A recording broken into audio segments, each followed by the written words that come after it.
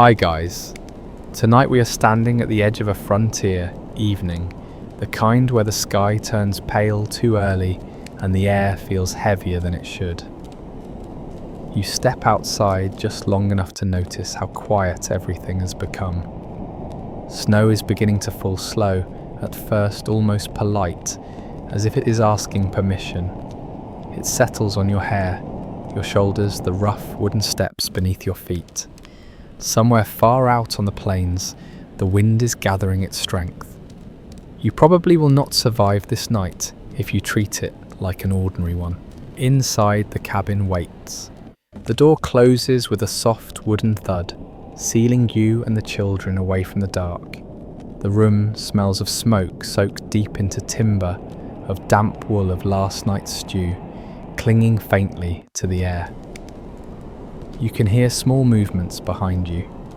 Children sense these nights early.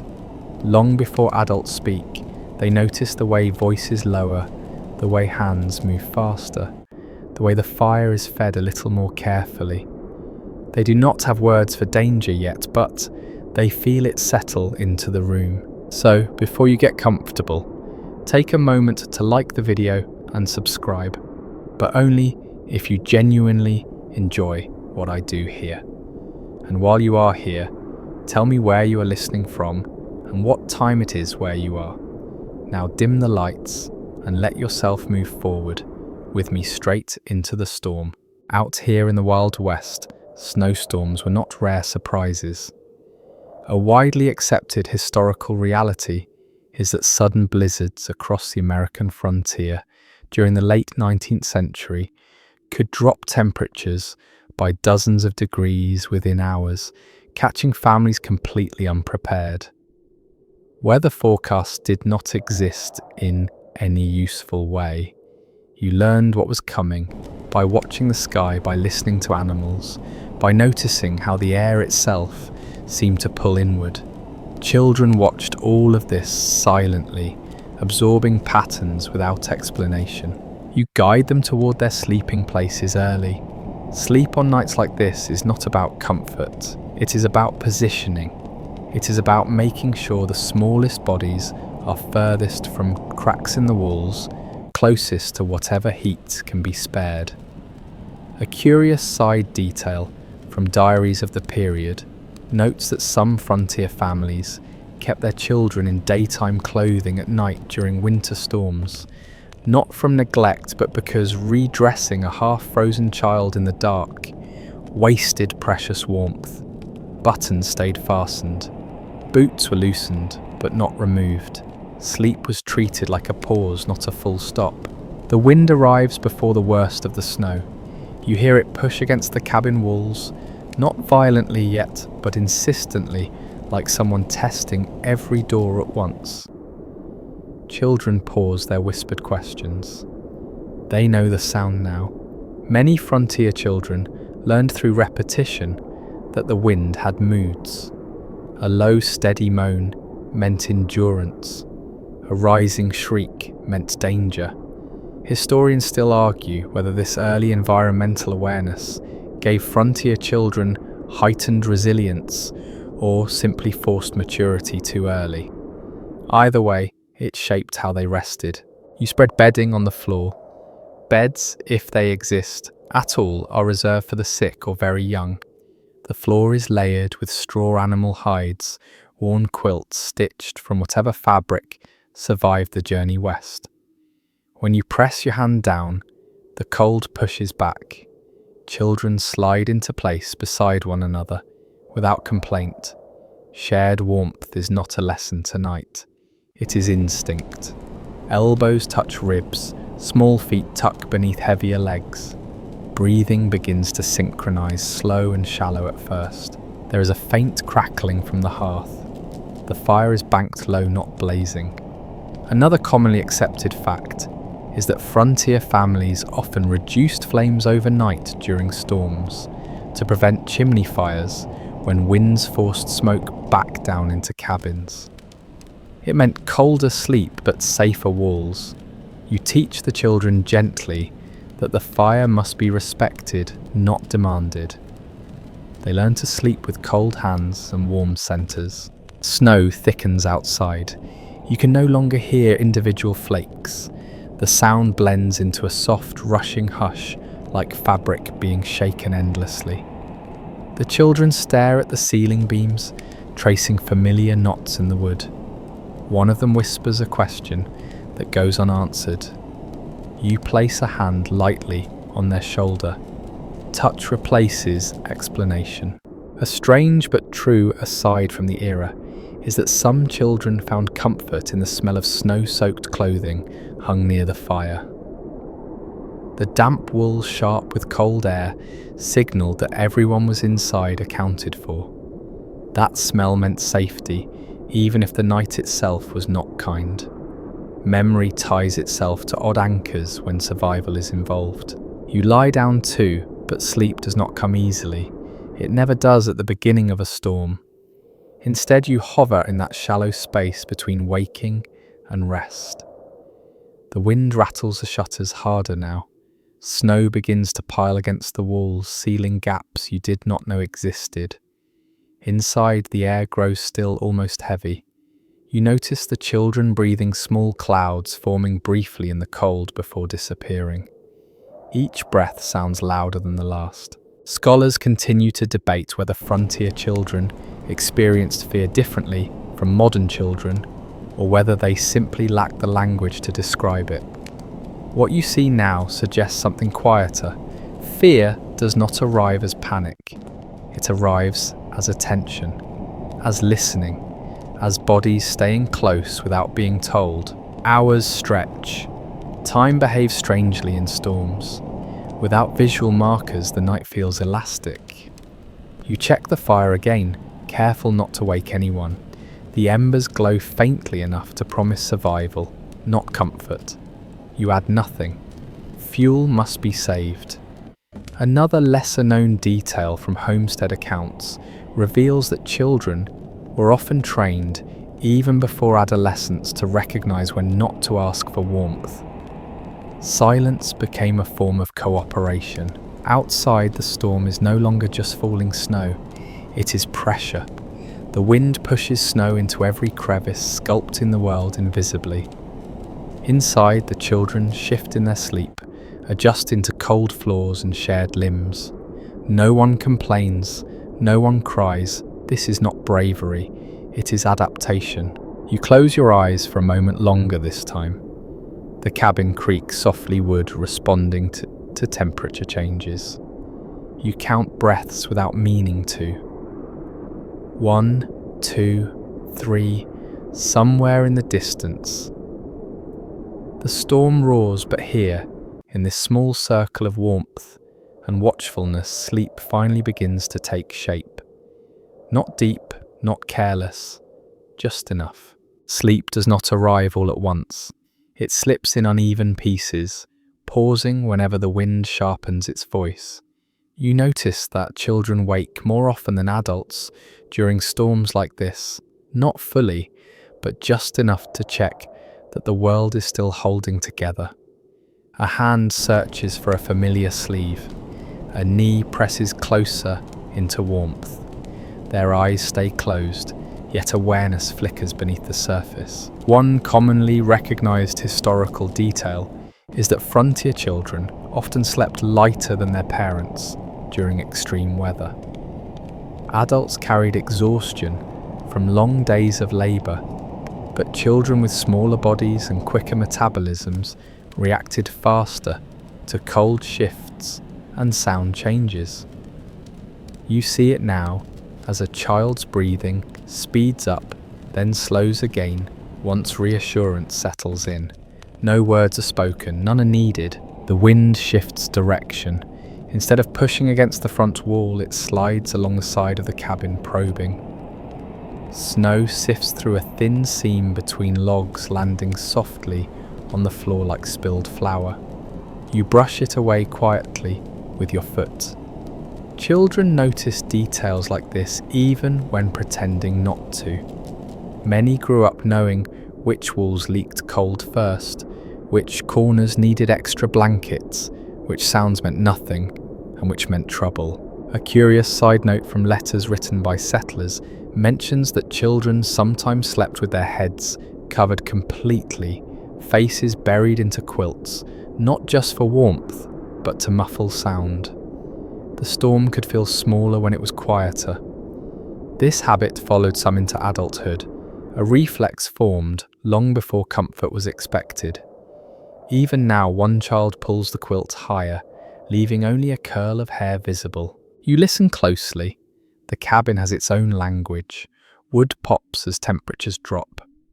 The roof gives a low groan as snow weight increases. Each noise carries information. Frontier children learned this vocabulary early. A sudden sharp crack meant shifting logs, usually harmless. A dull thud could mean snow sliding from the roof. The children do not panic.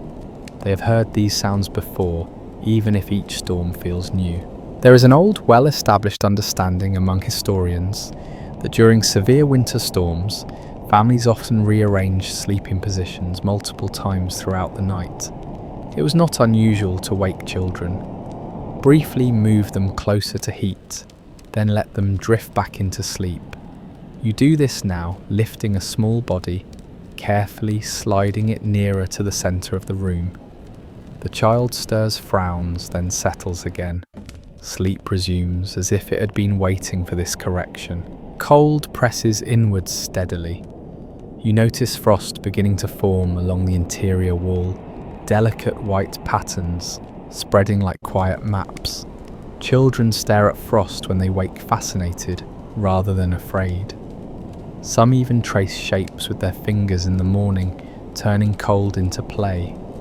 Scholars continue to discuss whether these moments helped children normalize harsh conditions or simply distracted them from discomfort. The answer likely changed from child to child. Breathing grows slower again. The storm outside intensifies, but inside the rhythm of sleep deepens slightly. Not deep rest, just steadier. The fire remains low embers glowing like distant stars. You feel the pull of sleep yourself, but you resist it just a little. Someone must stay aware. That responsibility settles naturally on adults, but children sense it too. They sleep knowing someone is listening. Another lesser-known observation from frontier accounts is that children often learn to identify storms by smell.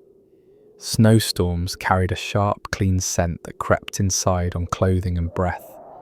When the air smelled like iron and pine, they knew the storm was serious. Tonight, that scent lingers faintly mixed with smoke and wool. It fills the cabin without asking permission. The wind howls louder now, climbing in pitch. It does not sound like weather anymore. It sounds alive. Children flinch slightly in their sleep, brows tightening, but they do not wake fully. Their bodies recognize the sound as familiar threat, not immediate danger. You remember other nights like this, other storms, that passed without taking anything but time. Historians still debate whether frontier childhood involved more fear or simply different expectations. What is clear is that children were rarely sheltered from reality. They were not told stories about the storm being gentle. They were told to stay close, stay quiet, stay warm. Honesty was considered safer than comfort. You feel that truth now, heavy but steady. Snow piles higher outside. The door frame creaks under pressure. You check the latch again, testing it with your hand. Solid. The children shift once more, seeking warmth instinctively. One child murmurs something unintelligible, half dream, half memory. You wonder what images fill their sleep. Drifting snow, flickering firelight, the sound of wind pressing but not breaking through. Time stretches again. You lose track of hours. The storm owns the clock now. Inside, the children sleep in layers of awareness, waking and resting. In turns, though, they would never describe it that way. Their bodies have learned a pattern shaped by nights like this. Rest when you can. Listen always. As the wind reaches its loudest, something surprising happens. The children grow still, almost too still. Their breathing becomes synchronized again, slow and even. The storm has reached a point where nothing new can be learned from listening. At that moment, sleep deepens naturally. You let yourself rest a little more, too trusting the cabin, trusting the night. The snow continues to fall. Inside, warmth holds, just barely, and that is enough. The cabin settles into the storm, the way a body settles into cold water. Slowly, carefully. Every movement becomes deliberate. You notice how the walls seem closer now, not because they moved, but because attention has narrowed inward. Space shrinks when survival takes priority. Children sense this contraction instinctively. They pull their knees in tighter. They tuck chins toward chests. Even in sleep, their bodies cooperate with the room. Cabins of the Wild West were rarely built for comfort. That is a basic historical reality. Most were constructed quickly from whatever timber was available, logs stacked with gaps filled by mud grass or animal hair. Insulation was improvised at best. Tonight, you feel those choices in every draft that slides along the floor. Children were often positioned strategically away from exterior walls, not out of sentiment, but out of calculation. You shift again, nudging bedding inward by inches. Those inches matter. The soundscape changes as snow deepens. Wind becomes muffled, replaced by a heavy silence, broken only by occasional creaks. Snow presses against the cabin, filling gaps, sealing leaks. In an odd way, the storm begins to insulate you from itself. Some settlers later wrote that the quietest moments of winter nights came during the worst blizzards. Children remembered that silence vividly. It felt unnatural, like the world had paused to watch. A lesser-known detail from frontier journals notes that children often slept better once snow fully surrounded the cabin. The initial chaos frightened them, but the sealed quiet that followed brought an unexpected calm. You see it now. Breathing deepens, muscles loosen slightly. The storm has stopped changing, and so has their fear. You remain alert. Adults rarely allowed themselves the same depth of rest. Someone had to listen for shifting beams, for sudden cracks, for the sound of wind finding a new weakness. But children were permitted more surrender. That was the unspoken rule. Their sleep was guarded, even when it was light. The floor beneath you grows colder as the fire burns lower.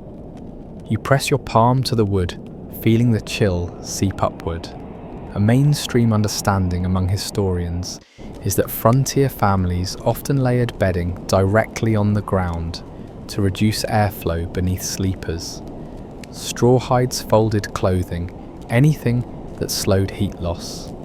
Children learned early that beds were not soft places, they were systems. You adjusted them like tools. One child stirs and opens their eyes briefly. They do not speak. They look toward the door, then toward you. You meet their gaze and nod. That is enough. They close their eyes again. This exchange happens without emotion, without drama. It is simply confirmation that nothing has changed. An unusual anecdote appears in a few personal accounts from the period describing children who memorized the sounds of snow piling against walls. They could tell by ear whether drifts were building safely or threatening to block doors. While scholars still argue whether such claims are exaggerated by memory, it is clear that children paid attention to far more than adults realized. The cabin smells different now. Colder air sharpens everything. Smoke smells cleaner. Wool smells stronger. The faint scent of pine from the fire cuts through it all. Smell becomes another signal. Children associate certain scents with danger passing and safety holding. Tonight, the balance remains steady. Your own body feels heavier. Sleep pulls more insistently now, but you keep one part of your mind awake. This half sleep is learned behavior. Frontier nights trained it into people. You rest without disappearing. Children mirrored this pattern over time. They slept deeply enough to recover lightly enough to respond. Snow continues its work outside, reshaping the world. Inside the cabin creaks softly, adjusting to weight and temperature.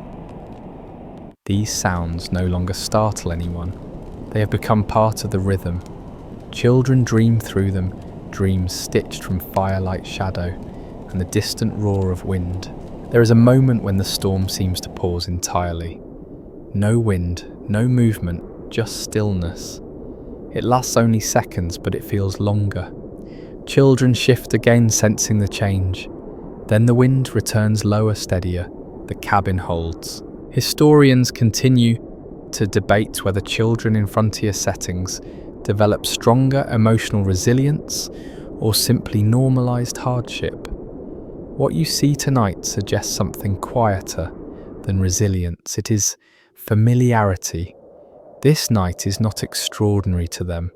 It is one more winter test, one more long sleep shaped by cold and closeness. You close your eyes again, just a little longer this time. The children sleep on. The storm presses, but the cabin answers back, firm enough, for now. By now the storm has fully claimed the night. Snow no longer falls in visible pieces. It arrives as weight. It presses downward, reshaping the roof, leaning gently but persistently against the walls. Inside, the children sleep closer together than they did earlier, though none of them remember moving. Their bodies adjusted on their own, inching toward warmth the way roots grow toward water. Sleeping arrangements in the Wild West rarely followed neat plans. Contemporary homestead records make it clear that children often slept wherever heat pooled naturally. That might be near the hearth beside a heavier adult body, or in the shallow dip where several blankets overlapped. Beds were improvised structures rebuilt nightly. Comfort was secondary to strategy. You feel that logic in the way bedding is layered unevenly beneath you, thick in the centre, thin near the walls. One child shifts their foot, brushing against your leg. It is ice cold. You pull an extra fold of quilt over it without waking them. Children lost heat faster than adults, and families knew this. Smaller bodies, thinner layers, quicker exposure. You were taught to watch hands and feet first.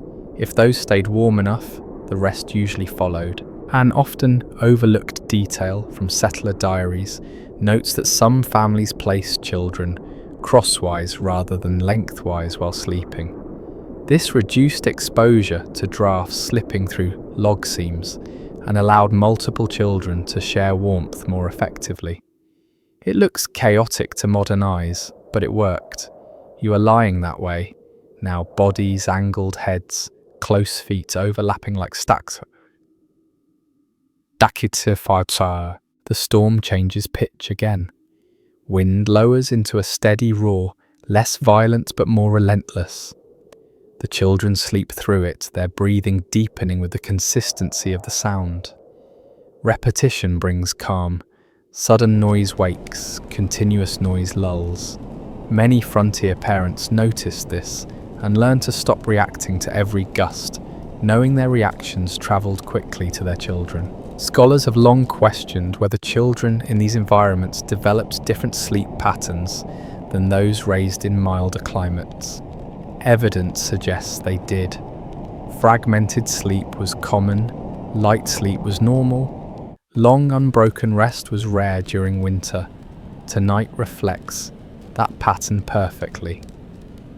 Sleep arrives in layers, not blocks. The fire has dropped to embers now. Its glow barely touches the walls. You feel the temperature shift immediately. The children stir, not waking fully but adjusting. Knees tuck closer, shoulders hunch. One child exhales sharply, then settles again. Bodies respond faster than minds. A small but revealing detail appears in several winter accounts, describing how children were taught not to stretch out while sleeping in the cold. Curled bodies conserved heat better. This habit stayed with many people long after frontier life ended. Even now you notice no child sleeping flat. Everyone is folded inward, conserving warmth without instruction. Frost creeps further along the inside wall. Thin white feathers spread across the wood, catching faint light. Children sometimes watched frost form before sleep, treating it like a quiet companion. Some even name patterns, though tonight no one is awake to see it. The frost forms anyway, indifferent. You adjust your position again, placing your back toward the coldest wall, creating a human barrier. Adults often slept between children, and exposure acting as insulation as much as protection. It was not spoken of as sacrifice, it was simply the role. Researchers continue to disagree on whether frontier children understood this protection consciously. Some argue they felt secure without knowing why. Others believe children sensed the effort and internalized it early. Watching them sleep, now pressed close calm despite the storm, it feels like awareness existed without words. Outside, snow drifts higher. Inside, warmth holds its fragile line. The cabin creaks once, then settles. You feel sleep pulling again, stronger now. You allow it a little more space, trusting the walls, the fire, the night. The children breathe steadily beside you, wrapped in layers of fabric habit and quiet endurance. Warmth becomes a shared agreement rather than a personal possession. You feel it in the way bodies lean into one another without hesitation, how no one pulls away when an elbow presses too close or a shoulder becomes a pillow. Children on the frontier learned early that space was a luxury winter did not allow. Tonight, closeness is not comfort, it is policy. Surviving letters from Western settlements indicate that families routinely slept in clusters during extreme cold, especially when children were involved. Heat pooled where bodies gathered, and that pool was guarded carefully. You feel it now, a faint warmth rising from the center of the group, fragile but persistent. The outer edges remain cold, but the core holds steady. One child sighs softly in their sleep, a sound so small it barely registers. Another shifts, pressing their back against yours. You adjust instinctively, making room without breaking the circle. No one speaks. These movements happen the way breathing happens. Unconscious, efficient, practiced. An unusual observation recorded in a pioneer woman's journal describes how children often slept better when physically touching more than one person. A hand on one side, a knee against another, contact created reassurance that warmth still existed. Solitary sleep felt risky. Even older children sometimes resisted sleeping alone during storms, not from fear of darkness but fear of cold isolation. The wind outside loses its earlier sharpness and settles into a constant presence. The sound fills the gaps between thoughts, smoothing them out. Inside, the children's breathing finds a shared rhythm again. It rises and falls like a slow tide. You notice how your own breath begins to match it, pulled into sync without effort. There is a widespread understanding among historians that frontier families did not prioritize uninterrupted sleep during winter. Waking briefly to adjust reposition or check conditions was considered normal. You wake just enough now to shift a blanket higher over a child's shoulders. The fabric is stiff with cold at first, then warms as it settles. The child stirs, then relaxes. A small but telling detail from period accounts mentions that children were sometimes taught to sleep with their hands tucked under their thighs or between their legs to prevent fingers from numbing overnight. You see this posture repeated around you, instinctive and unremarked. Bodies remember lessons long after words fade. The fire gives a faint crackle, barely audible. You glance toward it, eyes half open. Embers still glow steady and low. Enough. You resist the urge to add more fuel. Fuel is finite. Heat must last until morning, whenever morning decides to arrive. Researchers remain divided over whether children perceive these nights as frightening or simply challenging. Some argue that repeated exposure dulled fear. Others believe children internalize tension without expressing it. Watching them, our faces slack with sleep, you sense neither panic nor ease, just focus, the body doing what it knows. Snow presses harder against one wall, creating a dull, padded sound. The cabin responds with a low creak. No one wakes. These noises have been catalogued mentally over many winters. They mean weight, not collapse. Pressure, not failure. Your own limbs feel heavy now. Warmth finally reaching places that stayed cold earlier. You let sleep deepen slightly, trusting the shared heat to hold.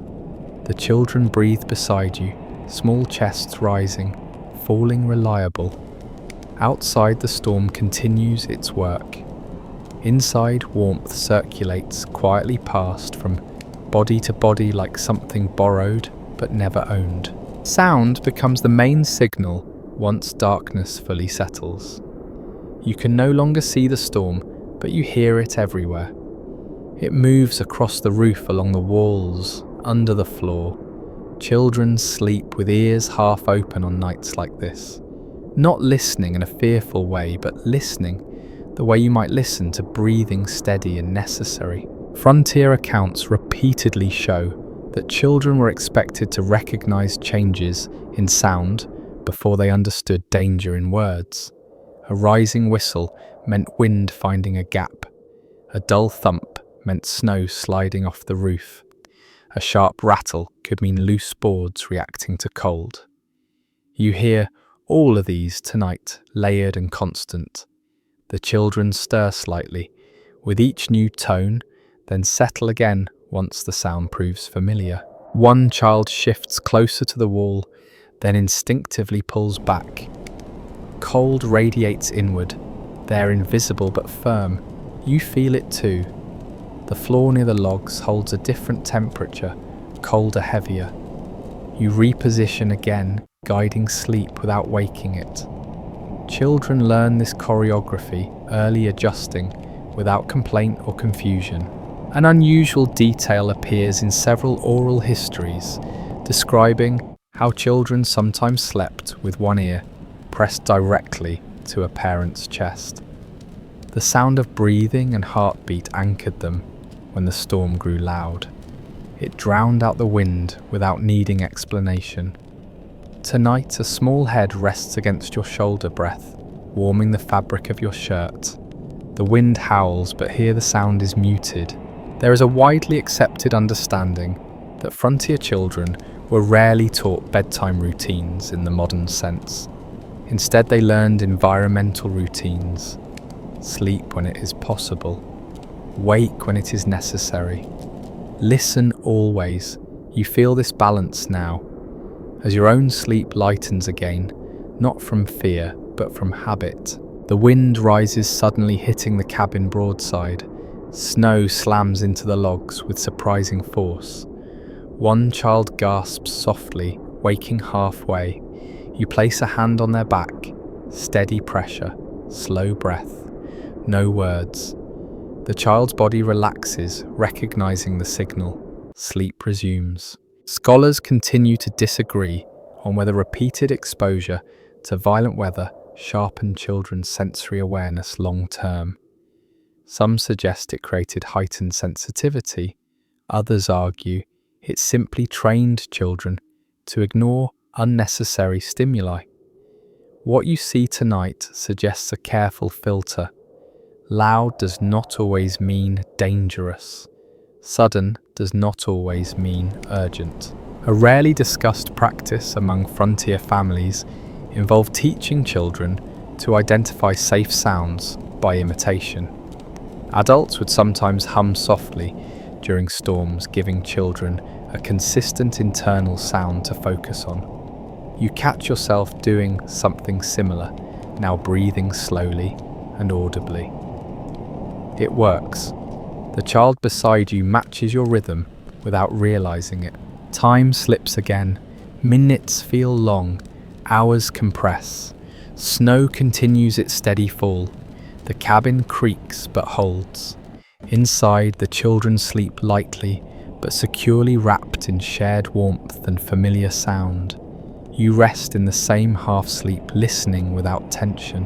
Eventually, the wind settles back into a lower tone. Not gone, but less demanding. The children sink deeper into rest, their bodies finally accepting that this version of the night will last. You follow them part way, still listening, still present, but softer now. The storm remains outside. Inside, sound becomes background again, and in that quiet sleep finds a steadier shape. Clothing becomes part of sleep long before sleep actually begins. You feel it in the stiffness of fabric against skin, the way layers refuse to relax, even when bodies do. Children rarely slept in anything meant specifically for night. What they wore during the day often stayed on rearranged rather than removed, because warmth once lost was difficult to regain. Conditions on the plains made it common for children to sleep in wool shirts, patched trousers and socks that had already been worn for hours. These garments smelled faintly of smoke and sweat, not unpleasant, just familiar. Familiarity mattered. Cleanliness came second to insulation. You tug a sleeve down over a small wrist, tucking it beneath the body to keep blood warm. A minor detail, tucked into several family recollections, reveals that parents often loosened belts and collars before sleep, but avoided removing clothes entirely during storms.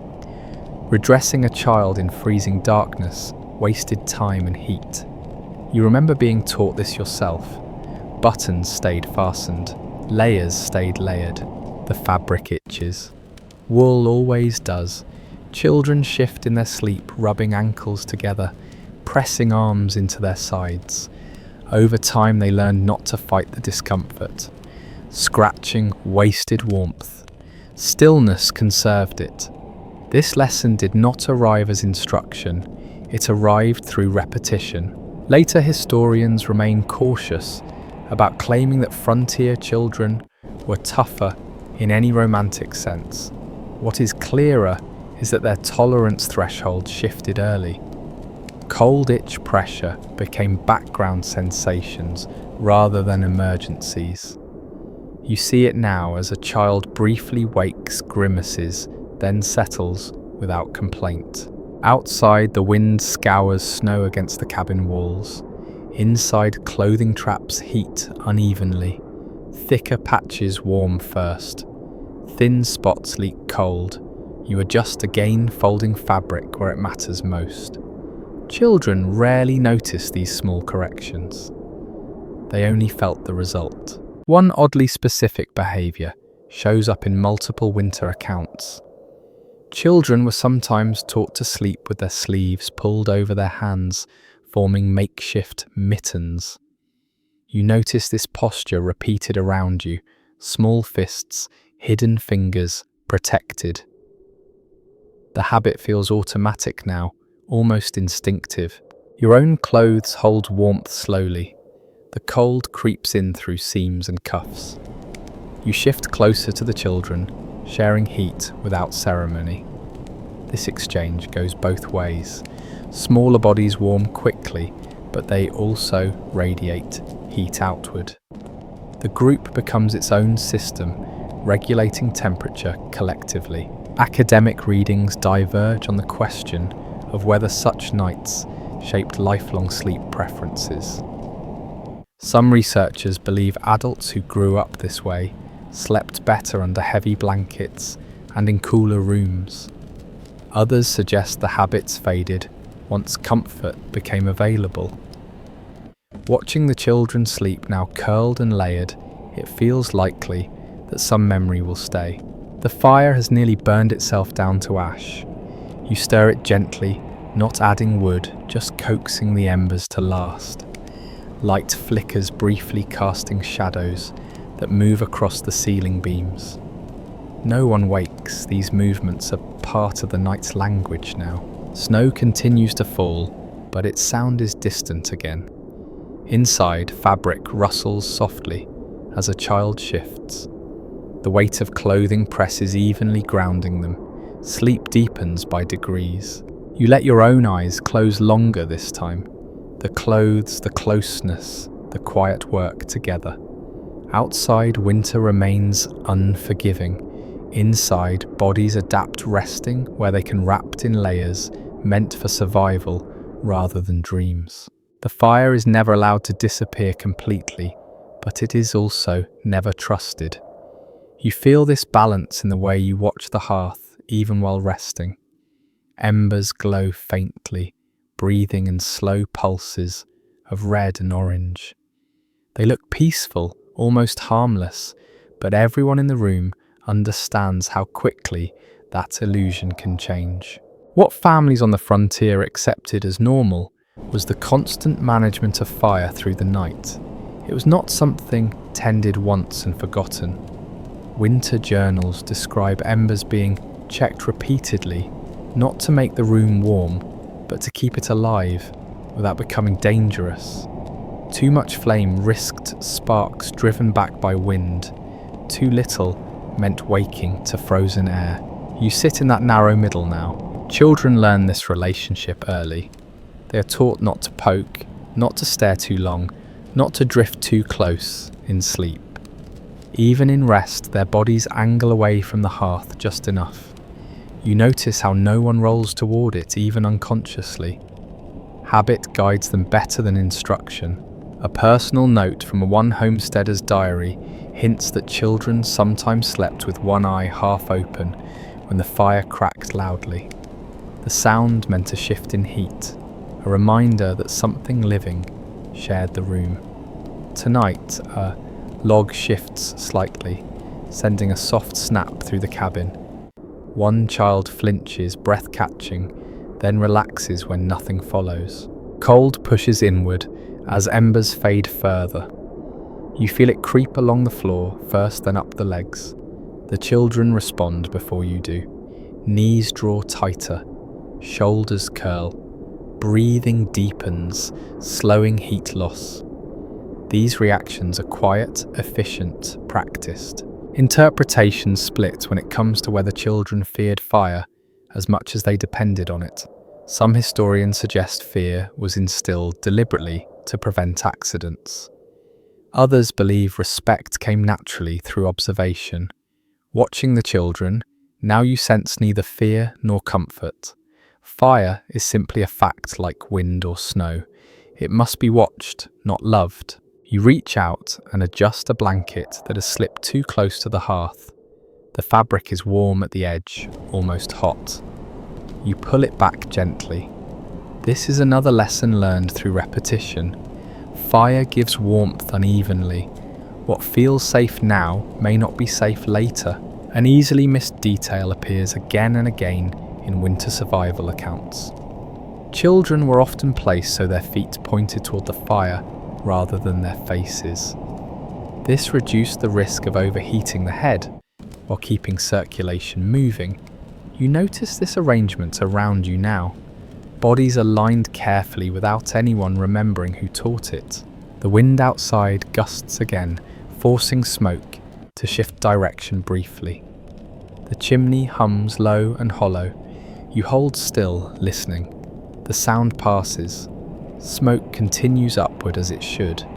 You release a breath you did not realize you were holding. Children sleep through this moment, trusting the pattern. They have lived through enough nights like this to recognize when concern is unnecessary. Their trust is not blind. It is earned through survival repeated. The fire settles into a steady glow again. Just enough light remains to outline shapes in the room. Faces half hidden by blankets. Hands tucked away. Boots lined along the wall where they will not freeze solid. You note their placement automatically. Morning will require speed and cold leather slows everything. There is quiet now, deeper than before. Snow has packed itself against the cabin, muting sound. The storm has reached a kind of equilibrium. Inside, the children drift into a heavier sleep, bodies finally convinced that the worst will not arrive tonight. Later historians remain uncertain whether these nights left children with lasting vigilance or simply a strong sense of cause and effect. What is clear is that they learn to trust systems rather than promises. The fire glows, the walls hold, the group stays together. Sleep is allowed. You let yourself follow them further into rest, not fully, never fully. The embers breathe softly. The storm stays outside. For now, that is enough. Snow presses in from every direction, now reshaping the cabin without ever touching it directly. You feel the difference in the air. It grows stiller, heavier, as if wrapped in thick fabric. Outside, the storm works quietly, piling itself high against the walls, sealing cracks you did not know were there. Inside, the children sleep more deeply than they have all night. Frontier weather journals and settler correspondents frequently describe this moment as the turning point of a storm. Once snow packed firmly against cabins, wind lost its sharp edges. The world became muffled. You hear it now. The roar fades into a low hush, steady and distant. Children respond immediately.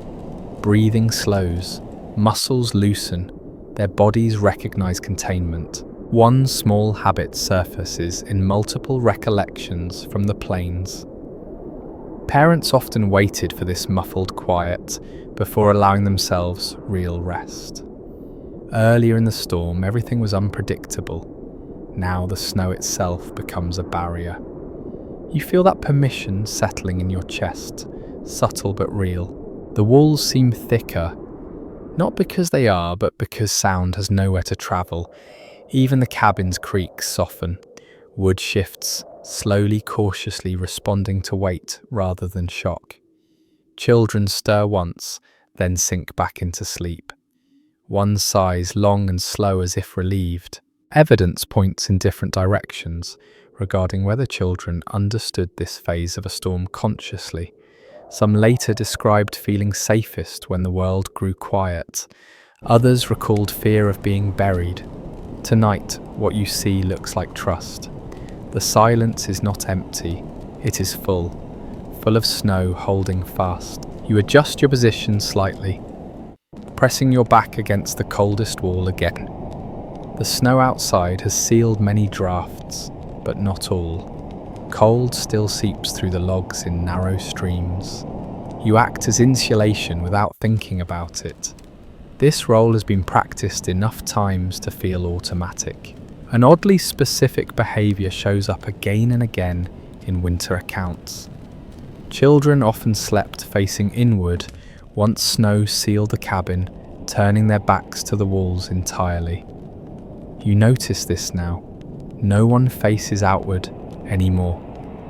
The circle tightens attention, drawn inward, where warmth and familiarity live.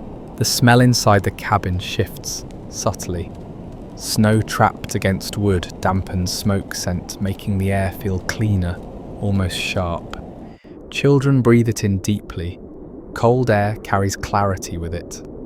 Some settlers wrote that this scent signalled the storm had settled into its long phase.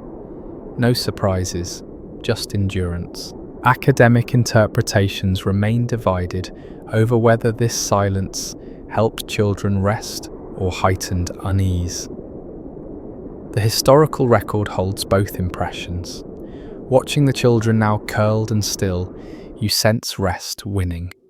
Their faces soften, brows smooth, sleep deepens. Time stretches again, but differently now. Earlier it dragged, now it pools. Minutes slip by unnoticed. You lose track of how long you have been awake. Your own breathing slows further, matching the quiet around you. Outside, snow continues to fall, but it does so gently now, layering rather than attacking. Inside, the children remain asleep, wrapped in warmth, borrowed from each other, from blankets, from habit. You allow yourself to sink deeper, too trusting. the snow to hold the night in place. The cabin rests within its white shell. The storm no longer presses, it settles. And in that settled space, sleep finally becomes something closer to rest. You wake without opening your eyes. It happens slowly, the way awareness rises when something is shifted but not broken. The room feels different, quieter, yes, but also steadier. The kind of quiet that holds rather than threatens. You listen for a moment, counting the small sounds that tell you everything you need to know. Breathing comes first. The children are still asleep. You hear it in the soft, uneven rhythm around you. Some breaths shallow, some deeper, all of them present. That matters more than anything else. You do not move yet. You let the room speak before you interrupt it. On the frontier, nights like this often required adults to rest in fragments. Settler letters make clear that parents rarely slept through severe storms without waking multiple times. Sleep was traded back and forth between adults like a shared tool. One rested while another listened. Then they switched. You realize you have reached that moment now. You ease yourself upright, slowly, careful not to disturb the cluster of bodies beside you. The floor protests faintly beneath your weight, a low creak that blends into the cabin's constant murmur. No one wakes. The children have learned which sounds matter and which do not. You move toward the hearth. The embers have faded further, glowing dimly beneath a thin layer of ash, still alive, still useful. You crouch and stir them gently, just enough to coax a little more heat without inviting flame. Sparks do not fly, smoke does not surge, the balance holds. A small detail hidden in several homestead accounts mentions that parents often timed these checks by instinct rather than by clock. You did not look at the fire because of an hour passing. You looked because the air told you it was time. The children did not wake because this movement was familiar. Cold has crept further into the cabin, but it has done so evenly. No sharp drafts, no sudden chill. That is good. Uneven cold wakes people. Even cold can be slept through. You glance at the door. Snow has packed so tightly against it that no light leaks through the cracks anymore. This was common during heavy storms. Families often found themselves temporarily sealed in, not trapped but insulated by chance. Snow pressed against wood acted like a wall of silence. Some historians suggest this enclosure increased anxiety, especially for children. Others read the same accounts and see reassurance instead. Being sealed meant wind could not enter.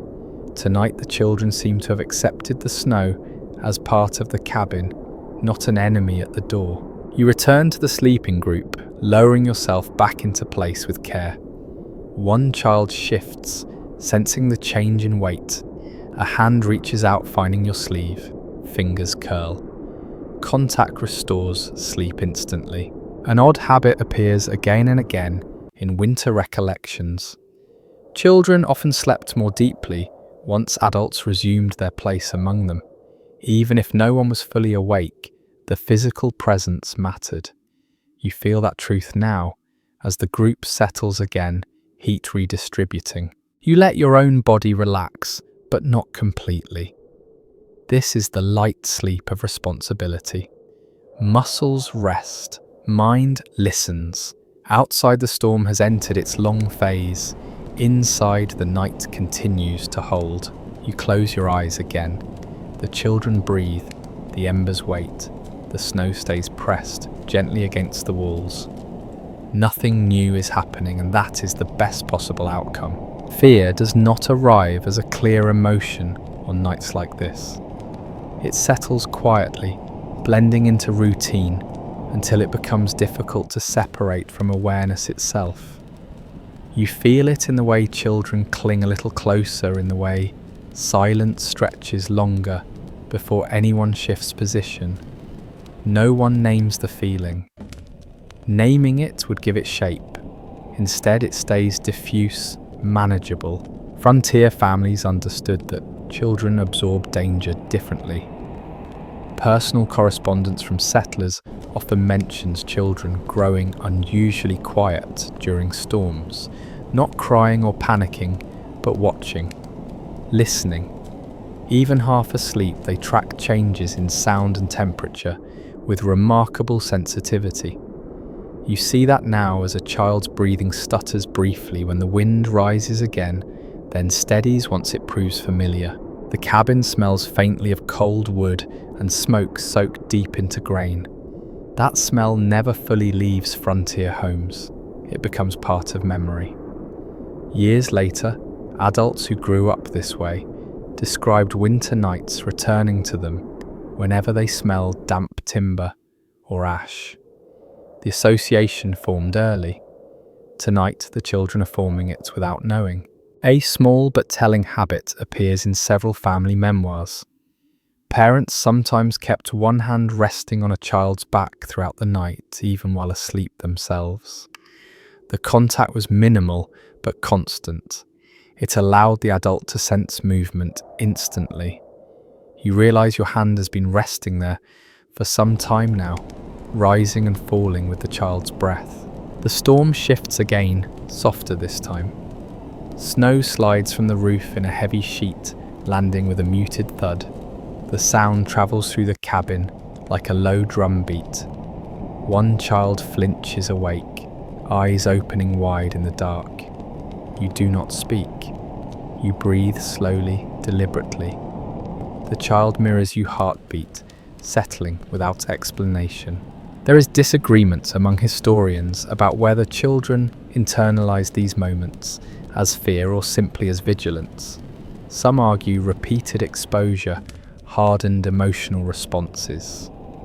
Others suggest children learn to regulate fear early, preventing panic later in life.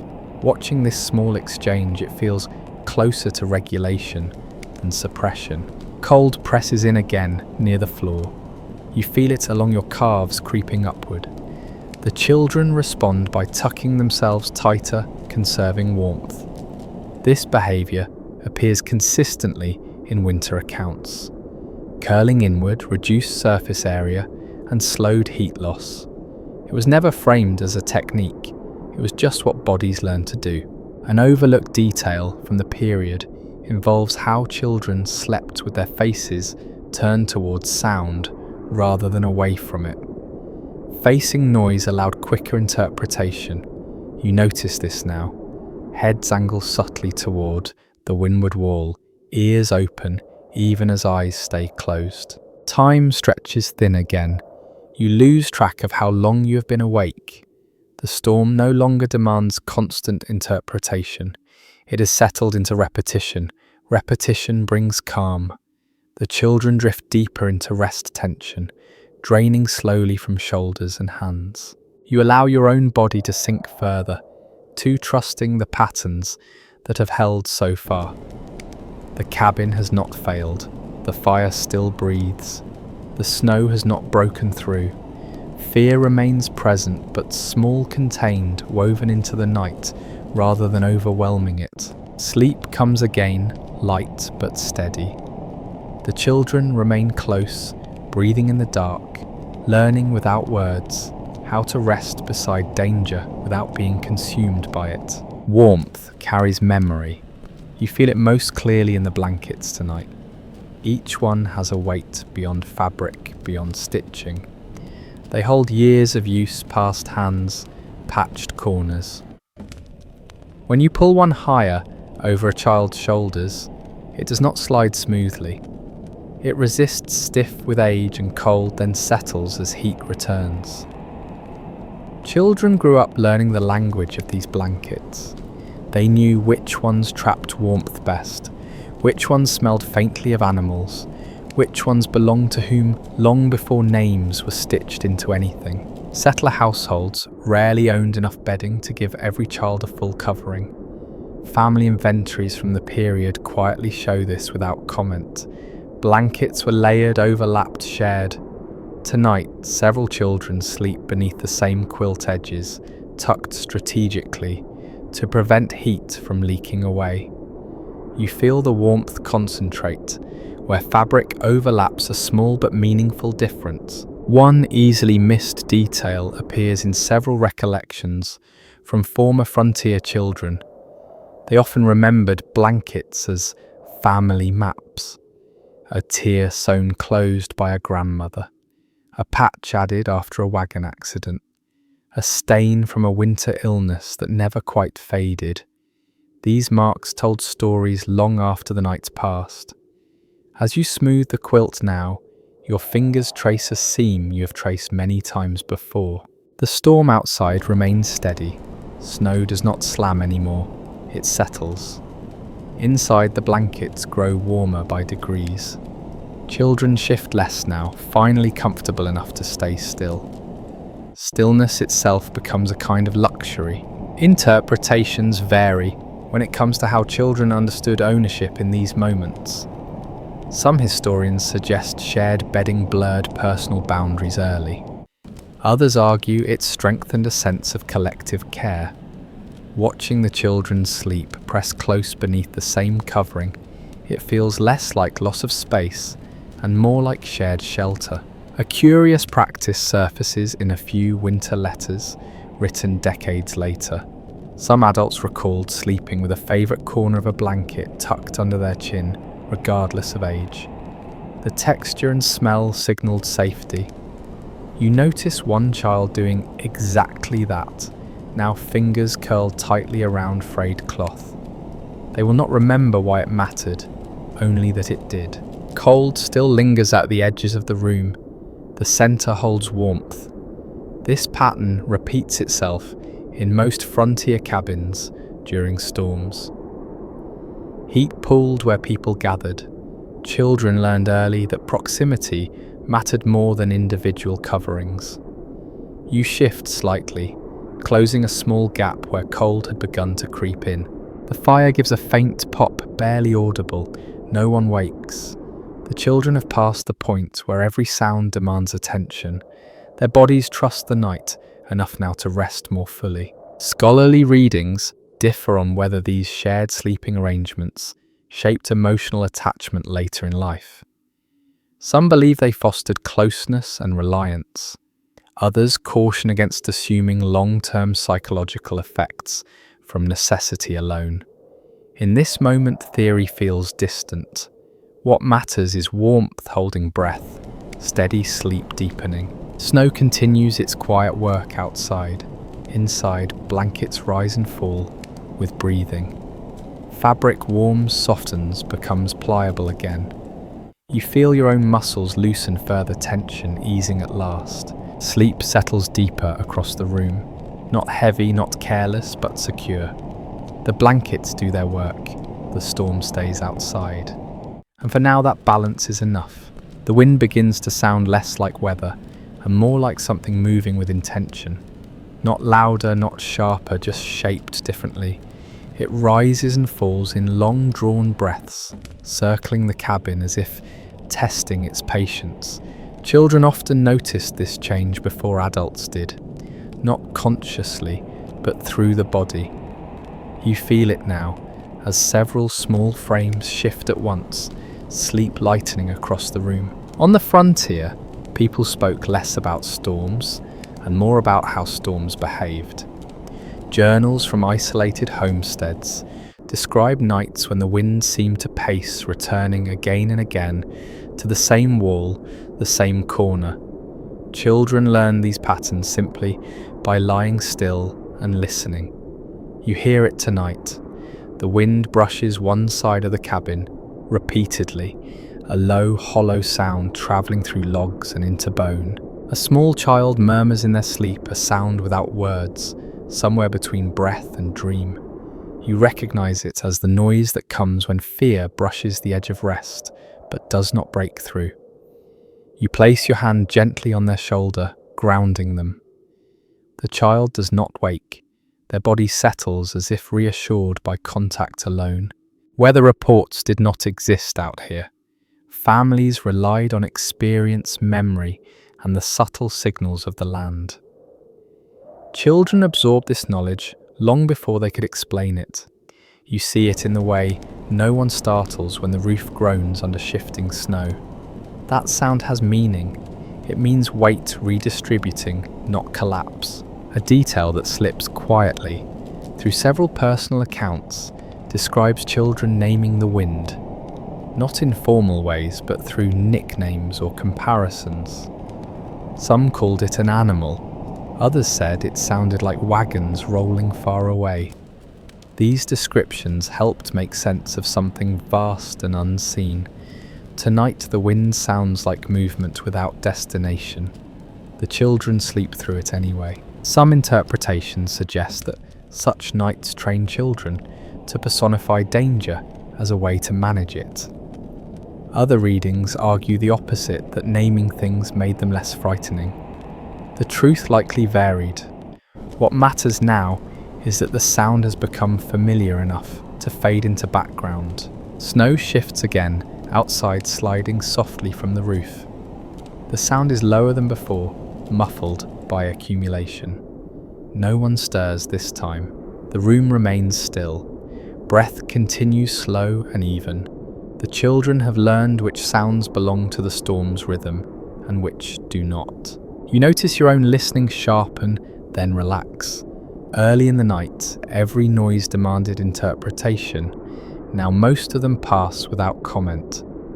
This change marks the middle of the storm. Not the beginning, not the end, but the long stretch, where endurance matters more than reaction. One overlooked habit, mentioned in winter recollections, involves children sleeping with their mouths slightly open during heavy storms. Cold air dried throats quickly, and breathing through the mouth eased the sensation. You see this now, small lips parted, breath fogging faintly before dissolving. The sight is oddly peaceful.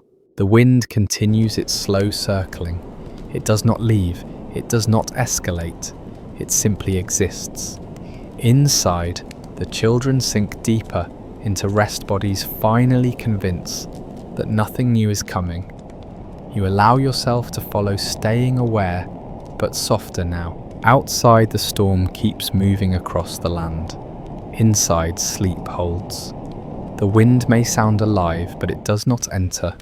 The walls stand, the night continues steady and contained. The cold changes character as the night deepens. Earlier, it crept and searched.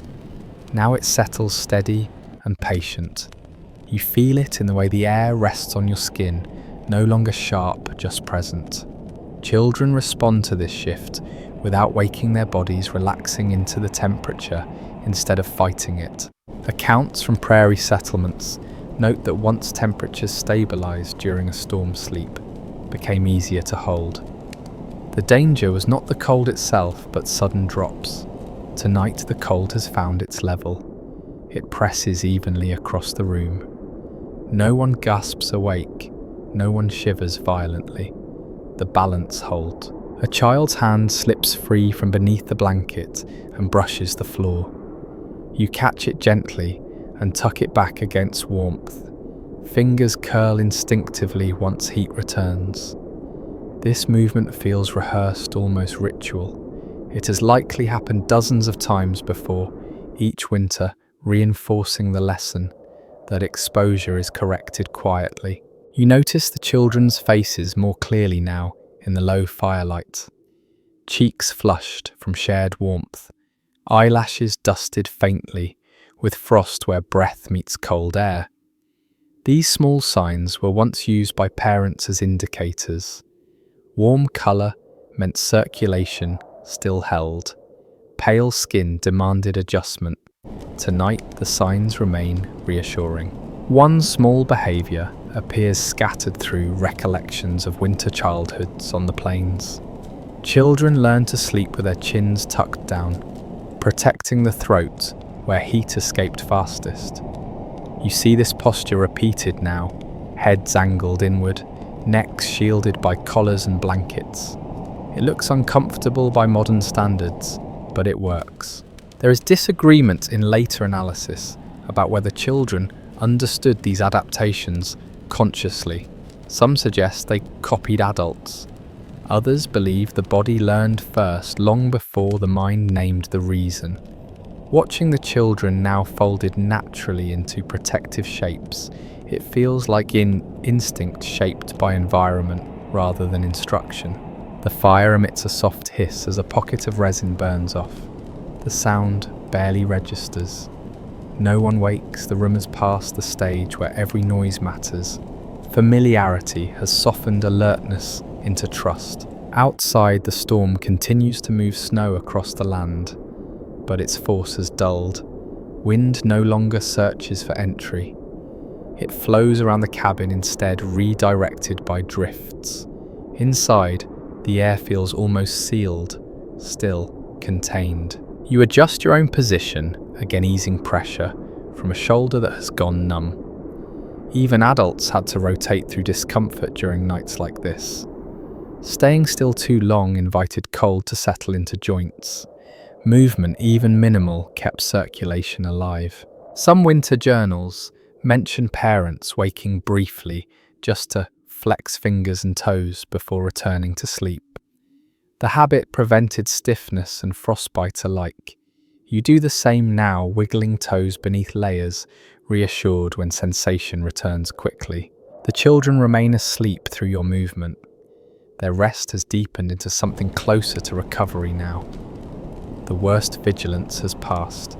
What remains is endurance. You let your eyes close again longer this time. The cold stays steady. The room holds its shape. The children breathe warm enough, safe enough.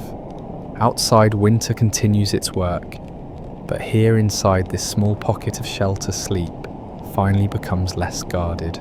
Sleep begins to fragment again, but this time, gently, like ice cracking without breaking. You drift upward from rest in short waves, then sink back down. The children do the same. Their breathing changes rhythm, becoming uneven, then smooth, then uneven again. This pattern repeats through the long center of the night, shaped by cold and habit rather than clocks.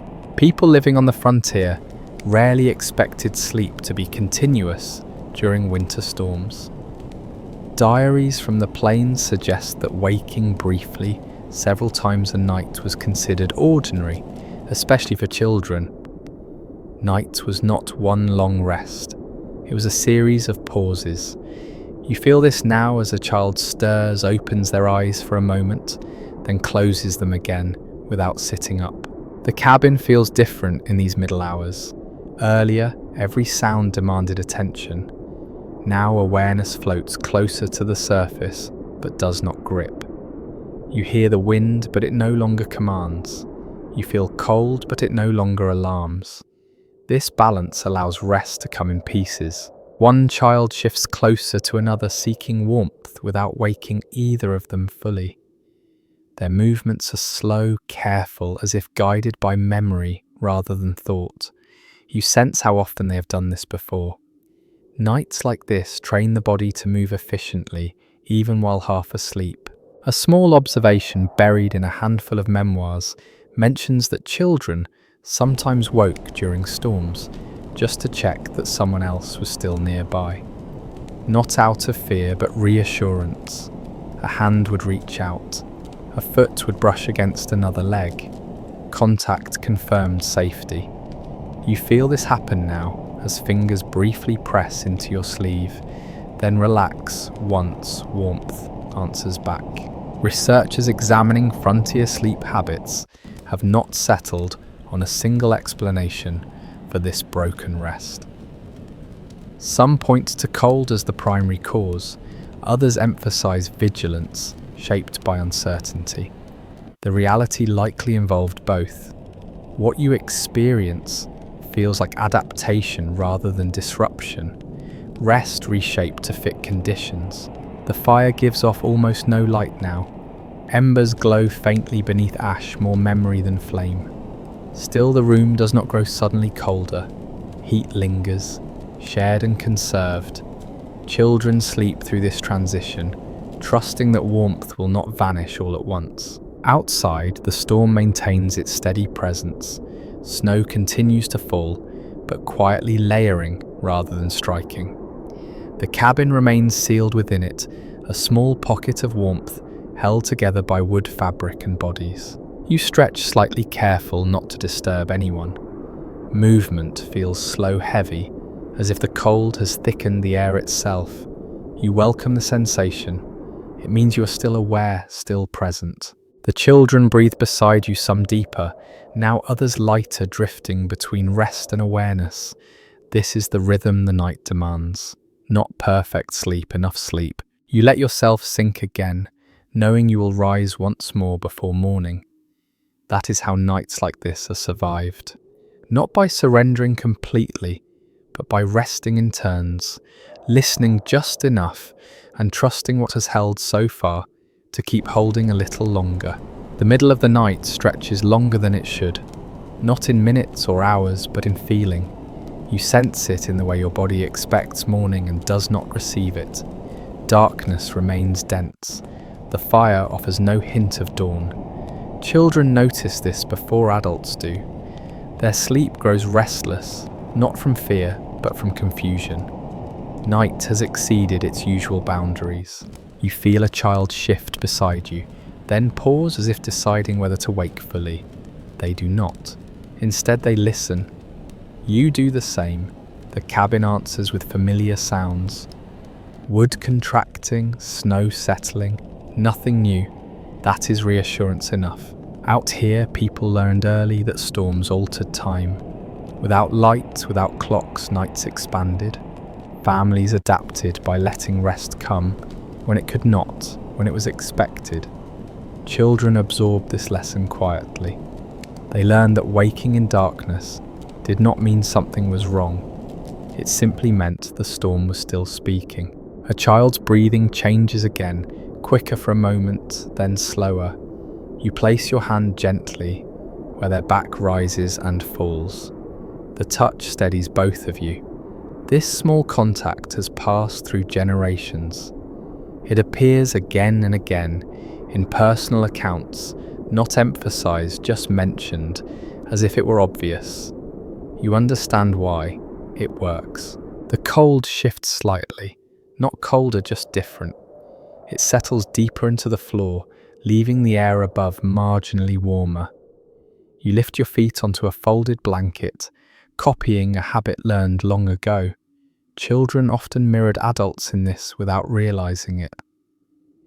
Their bodies followed the example more closely than their thoughts ever did. Outside, the wind drops for a while. The silence that follows feels heavier than noise. Snow continues to fall, but softly, layering rather than striking. The absence of sound wakes one child briefly. Their eyes open, searching the dark. You breathe out slowly. The child watches your chest rise and fall, then closes their eyes again. Silence, it turns out, needs interpretation too. There are different memories recorded from nights like this. Some people recalled them as endless. Others remembered them passing quickly once the storm settled. Memory does not agree with itself here. Lying awake now, you suspect both are true, depending on when you woke and how long you listened. A faint light flickers as a coal shifts beneath ash. The movement casts a brief shadow across the wall. It looks almost like motion. Children used to mistake these shadows for animals, or people, not from imagination, but from tired eyes. Tonight, no one reacts. Experience has taught them what shadows do and do not mean. Your muscles ache slightly from holding the same position too long. You roll carefully onto your other side, redistributing weight. Adults on the frontier learn to move without fully waking children, a skill honed by necessity. You succeed. The group remains intact. Warmth shifts but does not break. The air smells cleaner now. Snow pressed against the cabin has filtered it, dampening smoke and dust. Children breathe more deeply when the air changes like this. Their chests rise higher, fall slower. You notice the difference, without knowing exactly why, only that it feels like progress. Some accounts hint that children often dreamed more vividly during storms. The combination of cold sound and interrupted sleep seemed to sharpen imagination. Others remembered nothing at all, just the sense of waking and sleeping over and over. You watch faces now smooth, then briefly tense, then smooth again. Dreams pass through without leaving a mark. The night continues. It does not escalate. It does not retreat. It holds steady, testing patience. More than strength. Children learn endurance this way, not through struggle, but through waiting. You let your eyes close again. Sleep takes you part way, then releases you. This happens several times. Each return feels easier. The body learns that nothing new is required of it right now. When you wake again, it is to a subtle change. Not sound, not cold, something softer. A sense that the storm has turned inward, finishing its work. You do not name it. You simply note it and rest again. The children remain close, breathing steadily. Bodies warm enough, minds quiet enough. Outside, winter continues, but its sharpest edges have dulled. Inside, the night loosens its grip, not enough to let go, but enough to allow deeper rest. Responsibility shifts quietly in the dark. You feel it happen without ceremony. Earlier, you carried most of the listening yourself. Now something subtle changes. Children, even while sleeping, begin to share that task. Not by staying awake, but by responding faster, adjusting sooner, sensing, before discomfort becomes pain. One child rolls slightly, then stops, choosing a position that keeps warmth steady. Another tucks their chin deeper into a blanket without opening their eyes. These are small decisions, barely conscious, but they matter. On the frontier, children were expected to grow into awareness early, not because anyone demanded it, but because the environment required it. The cabin creaks again, a low settling sound, as snow shifts its weight along the roofline. This time a child exhales sharply, then relaxes. No reaching out, no searching hand. They recognize the sound for what it was, familiar, harmless. This recognition did not come from instruction.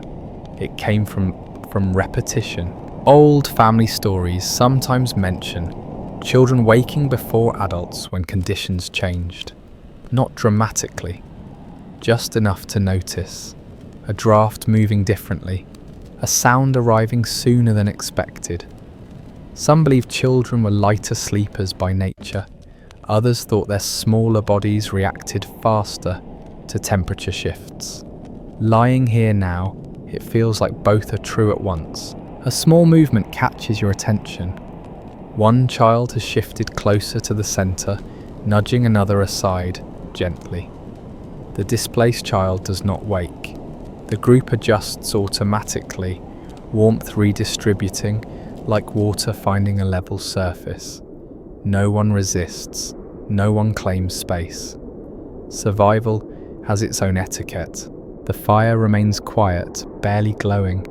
You do not look at it this time. You already know what you would see. Enough heat, no danger. Trust replaces checking. That trust extends to the children now. They no longer rely solely on you to regulate the night. They are part of the system.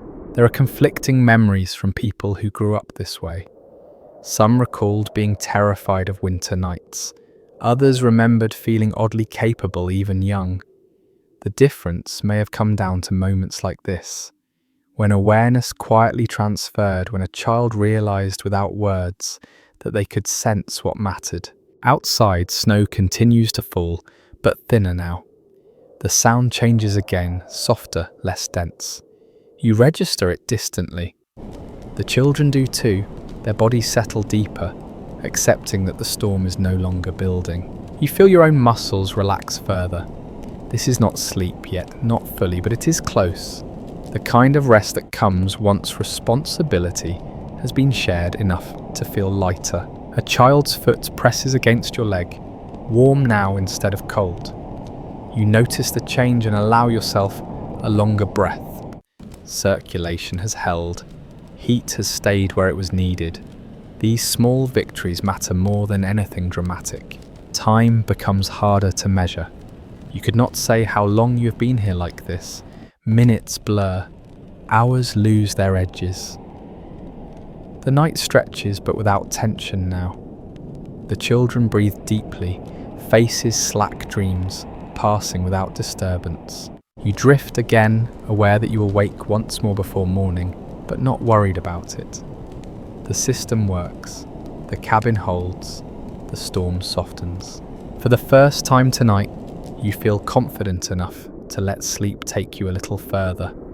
Not all the way, just enough to rest more than listen.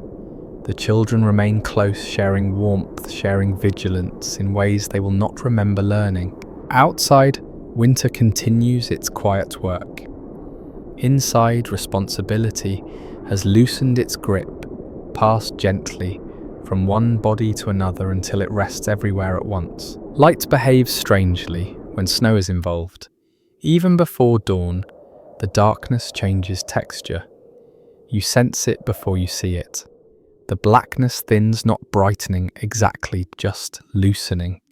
Children notice this shift first. Their bodies respond with small movements. A stretch here, a deeper breath there, as if something inside them recognizes that night has begun to release its hold. Snow pressed against the cabin reflects what little light exists, turning it inward. The walls seem closer, not threatening, just softly outlined. You open your eyes and see shapes rather than objects. The hearth, the door, the curve of a sleeping shoulder beside you. Everything is familiar, but slightly altered, as if viewed through water.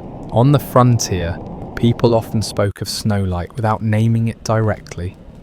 Letters mentioned nights that were never fully dark once the storm had settled. Children grew up knowing this pale glow, learning that darkness had degrees. You watch it now as it creeps through the smallest gaps in the logs, enough to soften shadows without revealing detail. One child stirs, eyes fluttering open. They do not sit up. They simply look around, adjusting to the changed darkness. Their gaze moves slowly, calmly taking in the room. No fear, no urgency, just orientation. Once they understand where they are, their eyes close again. Sleep resumes easily. A small recollection surfaces in several memoirs of winter childhoods. Children remembered snowlights as comforting even when storms were dangerous. It made the world feel held enclosed, less endless. You understand that now. The pale glow wraps the cabin, gently reducing the sense of isolation. The storm outside has thinned further. Snow still falls, but softly, almost politely. Wind moves it without force. The cabin no longer creaks in protest. It rests. Inside, the air feels lighter, easier to breathe. Children draw deeper breaths, chests rising more fully. There are differing memories about whether this light signaled morning or simply a pause in the storm. Some adults recalled mistaking snowlight for dawn and waking too early.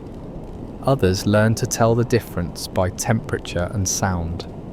Lying here now, you know this is not morning yet. It is something in between. You shift slightly, stretching stiff muscles. The movement causes a soft rustle of fabric. No one wakes. The children have reached a stage of sleep where small disturbances no longer pull them back to awareness. That itself is a sign. The night has done most of its work.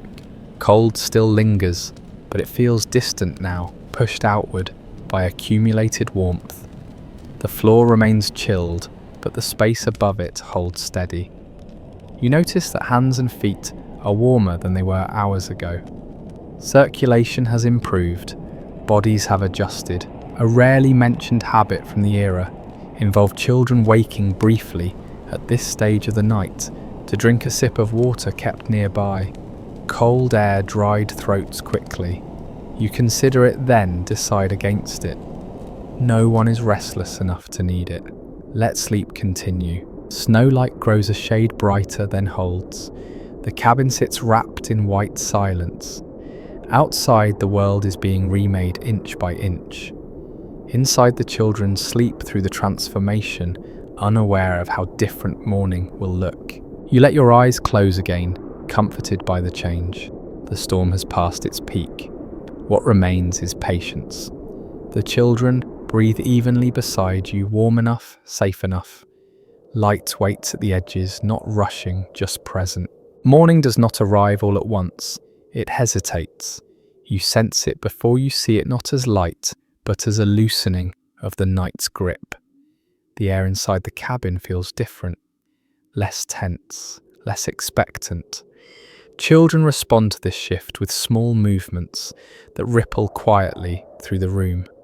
A shoulder rolls, a foot stretches, then retreats back into warmth. Snow outside has changed the world without asking permission. You can tell by the way sound behaves. Earlier, every noise carried. Now everything feels padded. The silence has weight to it, the kind that comes after long effort. Even breathing sounds softer, as if the air itself has been gentled. Children wake into this new stillness cautiously. Not fully, not yet. One opens their eyes and stares at the ceiling beams tracing familiar shapes. Another turns their face deeper into a blanket, reluctant to leave the warmth they worked so hard to keep through the night. No one sits up. No one speaks. The night is not finished, releasing them. People who lived through winters like this often remembered the first waking moments as disorienting. Night had lasted longer than expected. Bodies adjusted to darkness, to listening to stillness. Morning required reorientation. You feel that now. It takes a moment to remember what comes next. You test the air with a slow breath. Cold but not biting. Manageable. That matters. You glance toward the door, though you cannot see beyond it. Snow pressed against it muffles the world outside. Opening it too early would invite cold back in. You wait. A child stirs beside you and lifts their head slightly. Their hair is flattened on one side, warm from sleep. They blink, then blink again, as if surprised to find the room unchanged. You give a small nod. That gesture carries a great deal. It means the night held. It means waiting was worth it. Some people remembered mornings after storms as peaceful. Others remembered frustration at being trapped, delayed, slowed. Lying here now, it feels like neither. It feels like pause. The world has reset its shape, and you have not seen it yet. You begin to stretch carefully, mindful of stiff joints. Cold nights settle deep into muscle. Children mirror you, in smaller ways, flexing fingers, shifting legs. Movement returns slowly, like circulation after numbness. No one rushes it. The fire is almost gone now. Ash sits thick and pale where embers once glowed. You leave it untouched. Rekindling will come later when daylight offers help. For now, the remaining warmth belongs to bodies, not flame.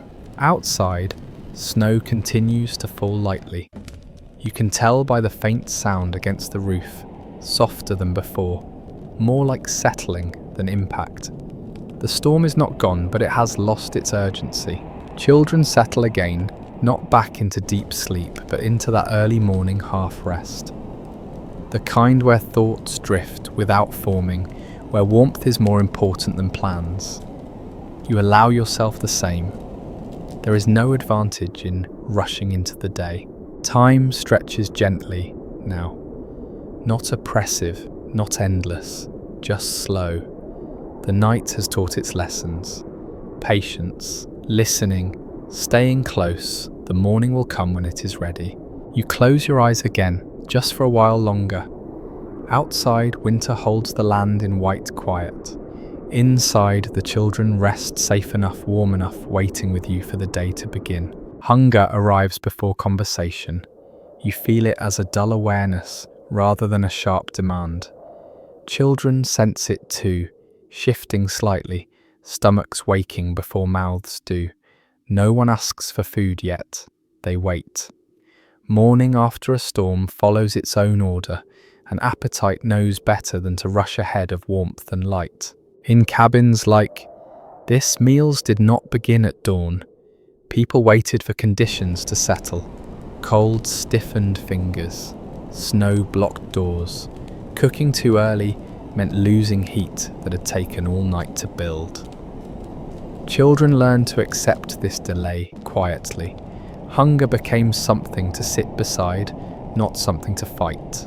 A child presses their face deeper into a blanket, inhaling the faint scent of wool and smoke. Smell often arrived before food. It reminded them that something warm existed somewhere in the room, even if it was not ready yet. This small comfort carried surprising weight on mornings like this. You stretch again, slowly coaxing feeling back into your legs.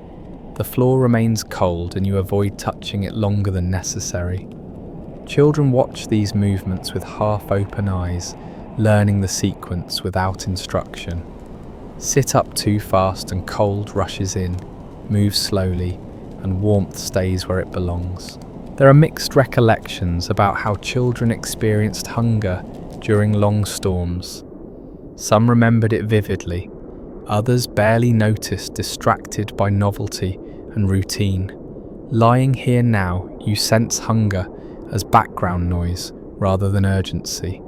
The body understands that food will come, just not yet. Outside, snow continues to soften the world. You can hear it sliding gently from the roof in small shifts, not heavy enough to demand action. The cabin remains sealed quiet. Opening the door now would only undo the careful balance you have kept. One child finally sits up, rubbing their eyes with the heel of their hand. Their movements are slow, deliberate. They glance at you, waiting.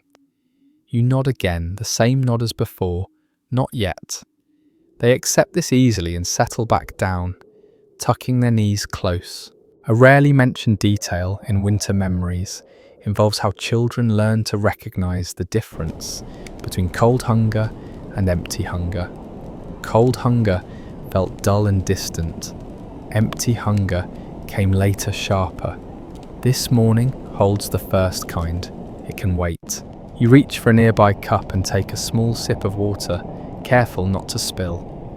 The cold liquid sharpens awareness without stealing warmth. Children notice and some do the same. Lifting cups clumsily, guided more by imitation than instruction. Light continues to build slowly, filtered through snow. The room grows clearer by degrees. Shapes sharpen, colours return. Faces become recognizable again.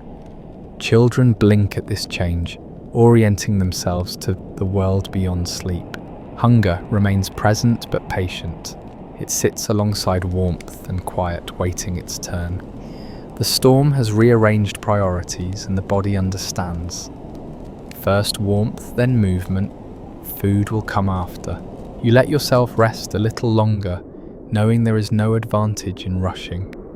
The children remain close still, wrapped in blankets, still learning how to wake gently after a night that demanded everything and gave just enough in return. The walls wear their cold openly now. Frost clings to the logs in thin white patterns, tracing seams and knots, as if the night decided to leave a record of where it touched. You notice it when light strengthens enough to reveal detail. Children notice it too. Their eyes follow the lines without comment, curiosity, waking gently alongside hunger. In cabins like this, frost on the inside walls was not unusual after long storms. Cold seeped through wood no matter how carefully gaps were packed. Families learned to read these patterns as indicators rather than decoration. Thick frost meant the night had been severe. Thin frost meant warmth had held better than expected. Today it sits somewhere in between. One child reaches out, then stops just short of touching the ice. They have learned what happens when skin meets cold wood. Pain arrives faster than thought. The lesson does not need repeating. They pull their hand back and tuck it under a blanket instead. Light continues to fill the room, slowly reflecting off snow, packed against the walls outside.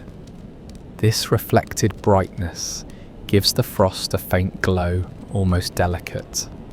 Children often found this beautiful, even if adults saw only evidence of cold. The difference mattered.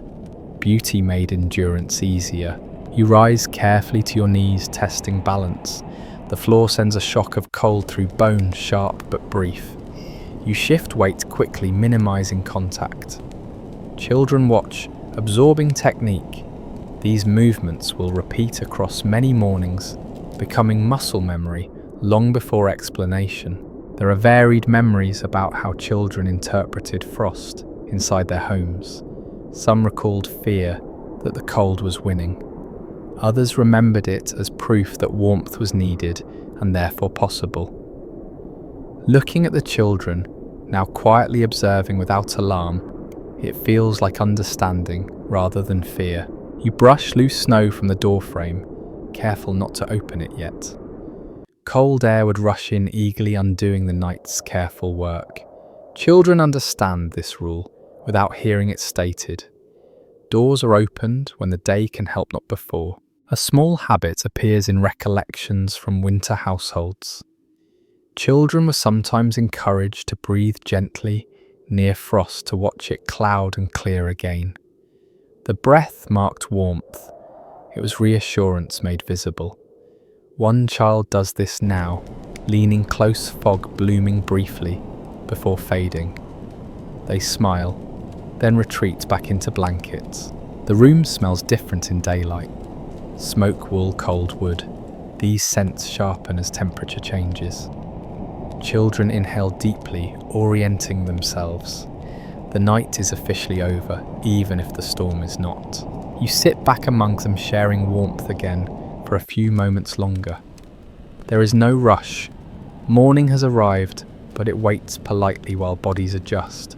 Outside, the snow holds, the world still. Inside, frost marks where the night pressed hardest. Children study it quietly, learning without being told how cold and warmth negotiate space. Another lesson absorbed, another night survived. The silence after the storm feels unfamiliar, almost louder than the wind ever was. You notice it the moment you truly wake. The cabin no longer groans. Snow no longer presses or slides. Everything has paused, holding its breath. Children sense this immediately. Their movements slow, cautious, as if the quiet itself might break if handled too roughly. You sit up a little more, now joint-stiff muscles protesting after a long night of stillness. The children follow your lead in smaller ways. Fingers flex, toes wiggle beneath blankets. These early movements are careful, exploratory. Cold has a way of hiding inside the body, overnight waiting to be stirred. Light has strengthened just enough to show the room clearly. Frost still feathers the walls, but it has lost its sharpness. The air feels calmer, settled. Snow outside acts like padding, smoothing every sound. Even your breathing seems muted. Children look around, slowly taking inventory. Nothing has changed inside. That matters. One child leans forward to peer at the door, curiosity edging out caution. You place a hand lightly on their arm, not stopping them completely, just reminding them to wait. Doors open when the day is ready, not before. They nod without asking why and pull back into warmth. You reach for boots lined neatly along the wall. They are stiff with cold leather, unyielding. Putting them on too soon would invite numbness. You leave them where they are. Children understand this delay instinctively. Feet stay wrapped, warmth stays trapped, patience comes first. Outside, something shifts. A faint sound travels through the snow, distant and dull. Maybe a branch settling under weight. Maybe nothing at all. Everyone pauses, listening. When no follow-up arrives, the room relaxes again. Children smile softly, reassured without knowing exactly why. You take another slow breath and feel the difference in the air. It no longer smells sharp. Smoke lingers faintly, but cold has softened. The storm has moved on, leaving its work behind. The children sense this too. Their shoulders drop, their posture loosens. One child crawls closer to the center of the room and sits quietly, hands resting in their lap. Another yawns wide and unguarded. These are the first signs that vigilance has ended. The night no longer needs watching. You begin to plan the next steps without speaking them. Rekindle the fire, warm something simple, clear a path to the door. The children do not need to hear this plan. They have lived it before. Routine will guide them once warmth returns. For now, you stay still together a moment longer, wrapped in blankets and quiet. Outside, the world waits beneath snow. Inside, the storm has released its grip. The children rest in this pause, learning again how calm feels after endurance. Digging does not begin with tools. It begins with listening. You tilt your head slightly, pressing an ear toward the door, toward the world beyond the logs. The snow outside answers with silence, not emptiness, just a thick, settled quiet. Children recognize this soundless weight. It means the storm has finished shaping things and will not resist being moved. You rise carefully, muscles still stiff, and step toward the door. Cold pushes back immediately, through the wood firm and unapologetic. You stop, not yet. The children watch, reading your hesitation as instruction. Movement comes only when it serves warmth, not curiosity. Light has grown stronger now, filtering through the snow packed against every surface. It turns the room pale and soft. Faces look different in this light, less tense, more open. Children study one another quietly, checking without speaking that everyone is still here, still whole. Eventually, you open the door just enough to test it. Snow resists, packed tight. The opening admits a rush of white light and sharp air. It steals warmth instantly. You close the door again, sealing the room. The message is clear. Clearing must be slow and deliberate. Children understand this without being told. Rushing invites cold inside. You pull on boots now, leather, still stiff fingers, clumsy from chill. Children do the same, struggling, then helping one another. Laces tangle, hands fumble, no one laughs. This is serious work, but calm work. Every movement costs heat. You keep them close, guiding with gestures more than words. When the door opens again, snow spills inward like a living thing, bright and cold. The children blink against the glare. The world outside looks unfamiliar, reshaped beyond recognition. Fences buried, paths erased. Everything smoothed into white curves. For a moment, no one moves. The silence is too complete. You step out first, breaking the surface. Snow reaches your knees. The cold bites instantly, sharper than it felt inside. You feel it through boots, through fabric, climbing fast. Children wait at the threshold, watching how you move. This is how they learn where to step, how to breathe, when to retreat. You clear a small space just outside the door, enough for standing, enough for turning back quickly. Children emerge one by one, guided by hands and voices kept low. Their steps are careful, uncertain at first, then steadier. Snow squeaks faintly underfoot, a sound they recognize as deep cold. The air smells clean, almost metallic.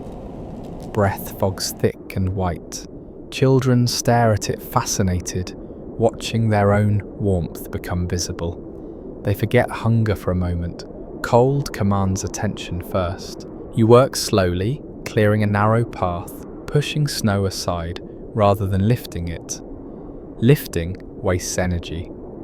Pushing preserves it. Children mimic this movement with small emotions, imitating rhythm rather than strength. Every scoop teaches them something about resistance and weight. The cabin behind you looks smaller now, half buried but intact. The sight brings a quiet relief that settles deep. The children feel it too, even if they cannot name it. Shelter still stands. That is enough for now. After only a short while, fingers numb, toes stiffen. You call them back inside before cold can take more than it should. Children return without argument. They have learned that outside after a storm is not a place to linger. The door closes again. Warmth gathers slowly around bodies. The world beyond waits patient, unaltered.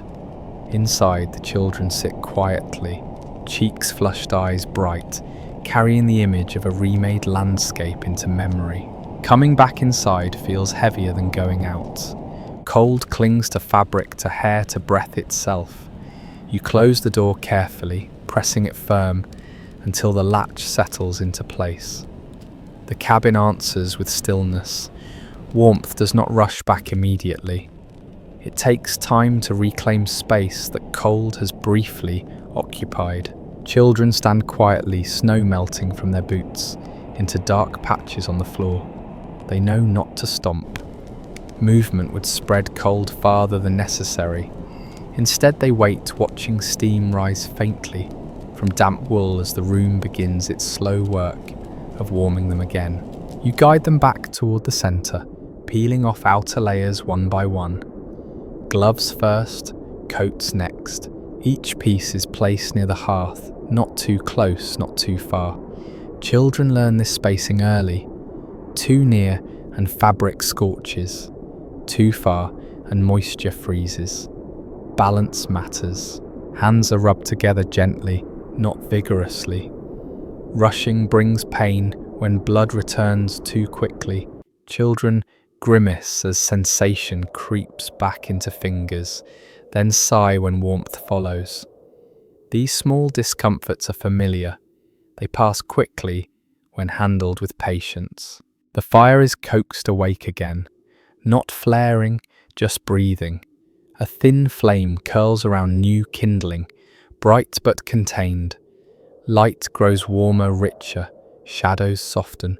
Children sink down, near the heat sitting cross-legged, palms extended, careful not to drift too close. Outside, the world remains silent, buried under snow. Inside, sound returns gradually. Crackling wood, soft breathing, the faint rustle of fabric as children adjust their positions. These sounds mark safety more clearly than words ever could.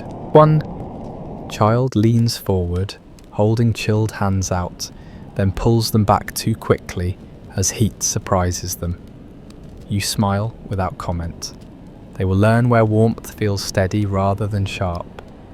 This knowledge settles through experience, not instruction. Moisture steams from boots, now filling the room, with the sharp, clean scent of snow meeting heat. Children breathe it in deeply. The smell signals success. You made it through the night. You went out. You came back. You pour a small amount of water into a cup and pass it around. Throats are dry from cold air. Children sip carefully, wincing at the chill, then relaxing as it passes. Hunger waits patiently in the background, no longer dull, not yet sharp. The cabin feels alive again. Walls release their cold grudgingly. The floor warms slowly. Bodies press closer to heat without crowding it. Everyone settles into the familiar morning rhythm that follows long storms. You sit among them, letting warmth climb back into your bones. Outside, the snow will need clearing. Paths will need finding again. But not yet. Right now, the children rest, cheeks, pink eyes, bright, absorbing the quiet victory of returning inside. Warmth returns in layers, not all at once. You feel it first in your hands, then in your face, then slowly along your back. The children notice it too. Shoulders relax, breathing deepens. The tight concentration that held everyone through the night finally loosens its grip. Morning has begun its quieter work. You shift closer to the hearth, careful not to crowd it. The children follow, arranging themselves in a loose half circle, close enough to share heat without blocking it from one another. No one argues about position.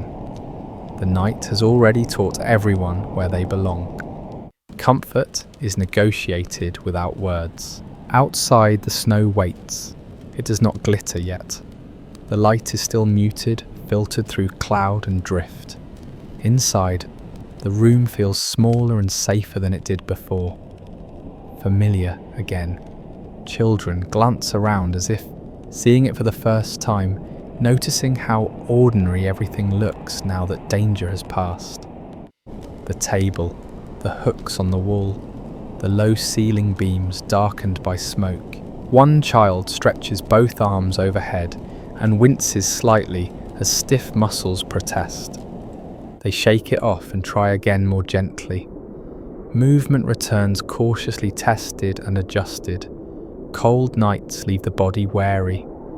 You recognize the instinct and let them find their rhythm. You begin preparing something warm, nothing elaborate, simple, reliable. The children watch, hunger sharpening just enough to focus their attention. They know better than to rush you. Warmth comes before fullness. That order has never failed them. Steam rises softly as heat builds. The scent shifts again, replacing cold and damp with something reassuring. Children lean in, inhaling deeply, eyes half closed. Smell does more than signal food. It signals continuity. Life continuing on familiar terms after interruption. Someone hums quietly. You do not notice who started it. The sound is low, unformed, barely a tune. Another child joins in without realizing it. The noise is not meant for performance. It is meant to fill space to mark that waiting has ended. You hand out small portions, first testing temperatures, watching reactions. Children blow carefully, sip cautiously, then relax when warmth spreads. Their faces soften as if something inside them unlocks. Hunger no longer has to wait. Outside, a faint sound breaks the stillness. Maybe snow sliding from a branch. Maybe nothing at all. No one startles. The world no longer demands constant attention. The children glance toward the sound, then back to their cups unconcerned. You sit among them, eating slowly, feeling strength return, in quiet increments. The night feels farther away now, even though its traces remain on walls and floors and clothes. Children talk softly, voices, tentative at first, then steadier. The storm is already becoming a story, instead of a threat. Warmth holds. Food settles. The morning stretches open without urgency. For the first time since night fell, you feel the day belonging to you again, shared with the children who learned without being told how to sleep through danger and wake gently into calm. Stories arrive once hands are warm and hunger has eased, not dramatic ones, small ones, half sentences and fragments that drift into the room without planning. Children speak softly at first, voices still carrying the weight of the night. They talk about what they heard, what they thought they heard, what they dreamed but are not sure was a dream. You listen without correcting. Morning stories after storms do not need accuracy.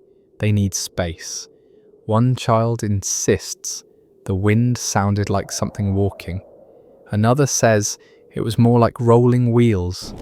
A third shrugs and says it was just loud. All of these can be true at the same time. Memory sorts itself later. You add a quiet detail of your own, something grounding. The way the snow pressed against the door. The way the fire held even when it seemed too low. Children absorb these facts calmly. They're not surprised. They lived it too. Hearing it spoken aloud simply settles it into place. Outside, light strengthens. Snow begins to show texture, now subtle shadows revealing dips and ridges. Children glance toward the window, again and again, curiosity growing. The world has changed shape overnight, and they are eager to understand it. Still, no one rushes. Warmth is kept close a little longer. Someone laughs softly at a remembered moment that was frightening hours ago, but now feels distant. The sound is brief, almost shy. Laughter returns cautiously after nights like this, testing whether the world is ready to receive it. The room seems to accept it easily. You notice how children lean toward one another as they talk, shoulders touching, knees brushing. Closeness remains natural even though danger has passed. It lingers until the body decides it is no longer necessary. That decision cannot be hurried. You rise to tend to a small task, straightening something that does not need straightening. The movement feels good. Purpose returns in modest ways. Children watch, then imitate, finding small jobs for themselves. One folds a blanket, another lines boots more neatly along the wall. Order rebuilds itself piece by piece. The fire crackles steadily now, confident. Heat spreads evenly through the room. Cold retreats into corners and floorboards. Children stretch again, movements freer this time, no longer guarded. The night's stiffness loosens its hold. There is a moment when everyone grows quiet again, not from tension but from satisfaction. The storm is finished. The cabin stands. Bodies are fed and warm. Nothing else needs immediate attention. Outside, the day waits patiently beneath snow. Inside, the children sit comfortably, voices low, eyes bright, already shaping the night into memory. You watch this happen and feel something settle that you did not realize was still unsettled. The morning continues unhurried, and with it the quiet understanding that some nights are meant to be endured together, then released gently, story by story, into the light. Memory does not announce itself when it begins forming. It slips in quietly, attaching itself to ordinary things. The children do not know this yet, but pieces of this morning are already settling into them. The smell of wet wool near the fire, the way light looks softer after snow, the sound of quiet voices filling a room that held its breath all night. They move more freely now. One child rocks back on their heels, testing balance. Another leans against the wall, careful to avoid the frost still clinging there. Hands reach for familiar objects, a cup, a blanket edge. These small touches anchor them, reminding their bodies that the room is solid and known again. You notice how the children look at one another when they think no one is watching. There is a shared understanding in their expressions, something unspoken. They went through the same long hours. They listened to the same wind. They woke to the same pale light. That shared experience binds quietly, without ceremony. Outside, snow continues to shape the day, but it no longer feels personal. It has finished its work on the night. Now it belongs to the landscape again. Children glance out the window, imagining paths and drifts, but they do not press close. Curiosity can wait until warmth feels complete. You sit back and let the moment stretch. There is nothing urgent left to manage. The morning has room to breathe. Children begin to speak of other things now. A missing glove, a boot that feels too tight. Ordinary concerns returning signal safety more clearly than any announcement could. One child grows quiet again, staring into the fire. Their eyes follow the slow movement of flame, calm and absorbed. These moments linger longest. Years from now, they might remember sitting exactly like this, feeling exactly this way, without remembering why it mattered. Memory often keeps the feeling and discards the cause. You notice the room warming more evenly now. Cold no longer pulls along the floor as sharply. Walls release their chill, inch by inch. Children shift away from the hearth without realizing it's spreading out as warmth allows space to return. Closeness loosens gently, not abruptly. Someone yawns widely and laughs at themselves. Another joins in the sound lighter, now easier. The mood lifts without anyone deciding to lift it. This is how mornings after storms behave. Relief arrives sideways. You gather a few things, preparing for the next part of the day. Not work yet, just readiness. Children watch and absorb the sequence. What comes first? What comes later? These patterns repeat across seasons, becoming reliable even when weather is not. The storm has already begun to fade into the background of their thoughts. Not forgotten, but softened. It will resurface later, perhaps tonight, perhaps years from now, in some unrelated moment when snow falls or wind rises. For now, it rests. You take one more slow breath and feel the steadiness of the room. The children sit nearby, comfortable, alert, safe. This morning will pass like all mornings do, but its quiet weight will remain tucked into them, waiting to be recognized someday as memory. Sleep leaves traces even after it lifts. You feel it in the heaviness behind your eyes, in the way your body still wants to move slowly, as if rushing might break something fragile. The children feel it too. They sit quietly for longer than usual, not fully awake in the way a bright morning demands, but not drifting either. They exist in that gentle middle place where rest still hums beneath the skin. The room continues to change without drawing attention to itself. Shadows shorten, light grows steadier. Snow outside reflects it back through the window, brightening corners that were dark for most of the night. Children blink more often now, adjusting. Their pupils shrink slightly. The day is asserting itself, but politely. You notice how some habits linger even as danger fades. A child keeps their hands tucked close instead of letting them rest openly. Another stays seated on a folded blanket rather than the bare floor. These small choices are no longer necessary, but the body has not released them yet. It will in time. You move about the room slow and deliberate, doing nothing in particular. Straightening something, lifting something, putting it back down. The children track these movements with half attention, reassured by routine more than by outcome. Familiar motion tells them that the world has returned to its expected shape. Outside, the snow waits. It does not demand action.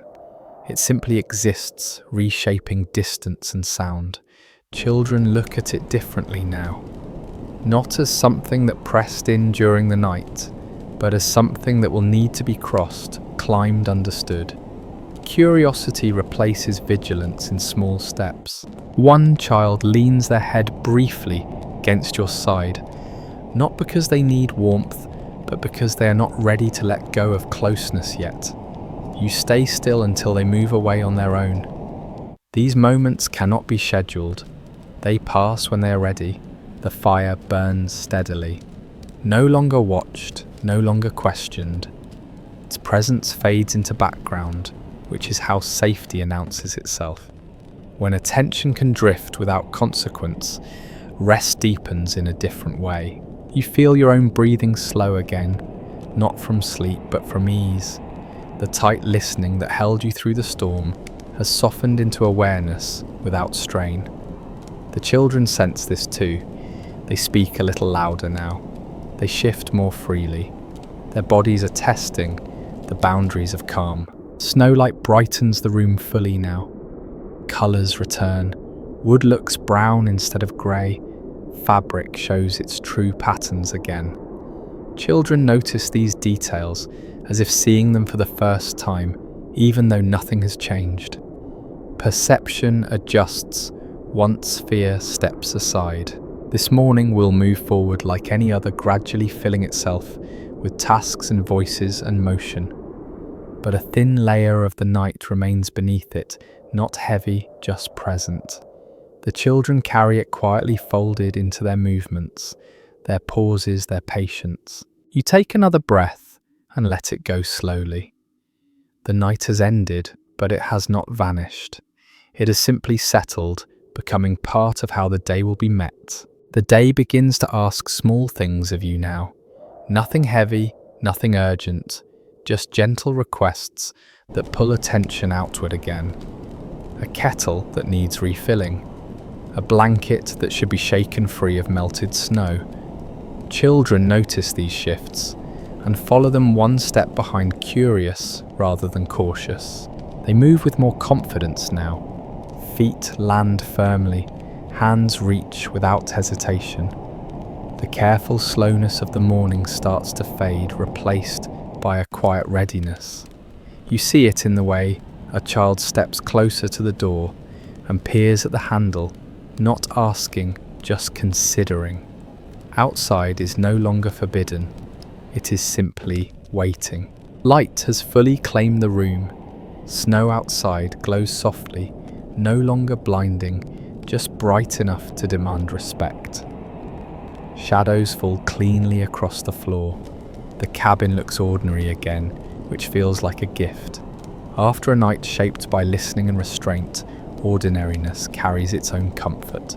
You begin to prepare for movement beyond the walls, not yet stepping out, but imagining how it will feel. The cold will still bite, snow will still resist. Children sense this preparation and begin to mirror it. Boots are nudged closer, coats are gathered and unfolded. These actions happen without instruction, guided by memory rather than plan. One child pauses by the window, longer than the others, watching how light moves across the drifts. Their expression is thoughtful, almost serious. You wonder what part of the night they are holding on to, what image will stay. Maybe the sound of wind, maybe the way frost traced the wall, maybe nothing specific at all. Inside, warmth holds steady now. The fire does not need tending. The room hums quietly with life. Children talk more freely, voices overlapping slightly, testing the sound of normalcy. Laughter appears again, brief and unguarded, then settles into conversation. You feel the night finally loosening its last threads, not disappearing, but releasing its grip. The body no longer waits for something to go wrong. Listening becomes optional again. Awareness spreads outward, relaxed. Snow will shape the rest of the day. Paths will need clearing. Distance will feel longer. Cold will return once you step outside, but the hardest part has already passed. The night demanded patience and closeness. The day will ask effort and movement instead. Children gather near you instinctively, ready to follow. They are not thinking about what they learned. They are simply carrying it forward, folded into posture and pace. The night's lessons will surface later in other storms, other winters, other quiet moments. For now, the morning belongs to simple things. Warm hands, clear light, shared readiness.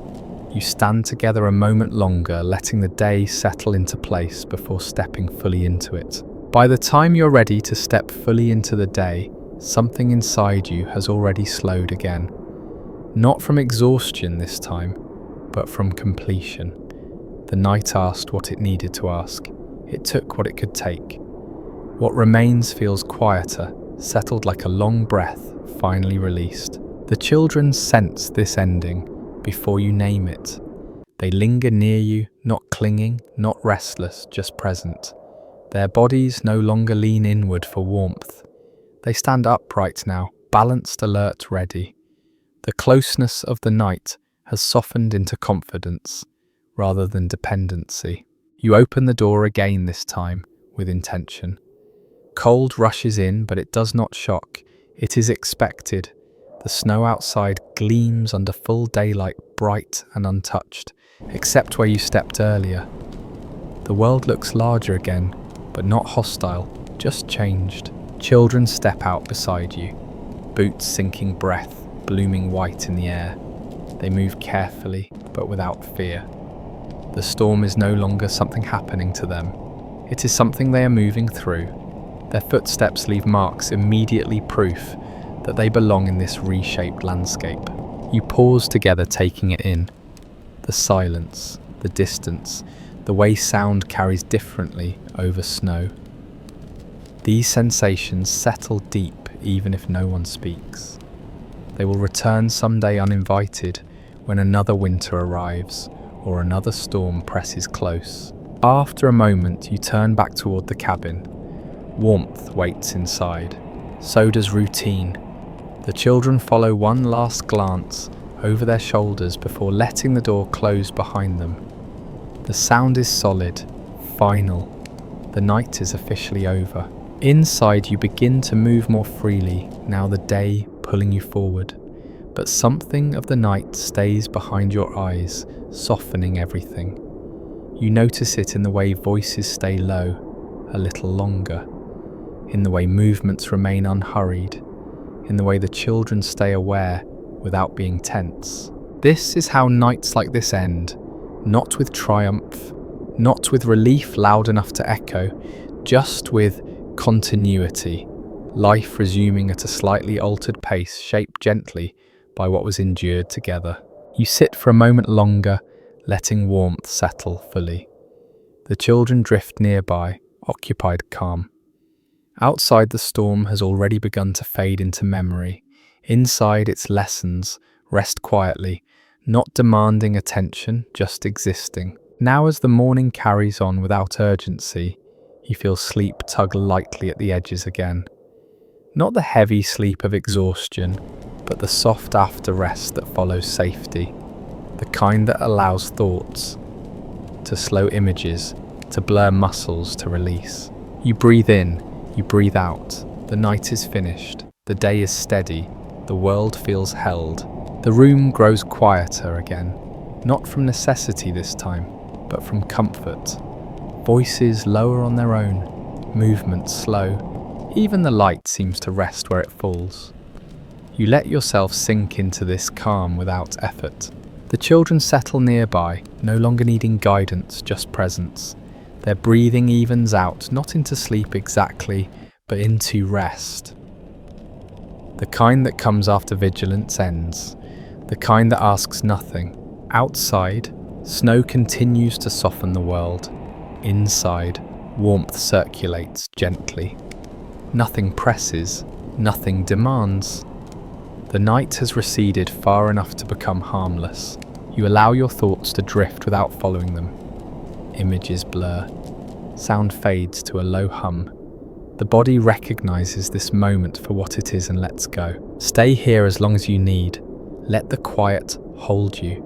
Let the memory of warmth and closeness slow your breathing. There is nowhere else you need to be right now. Sweet dreams.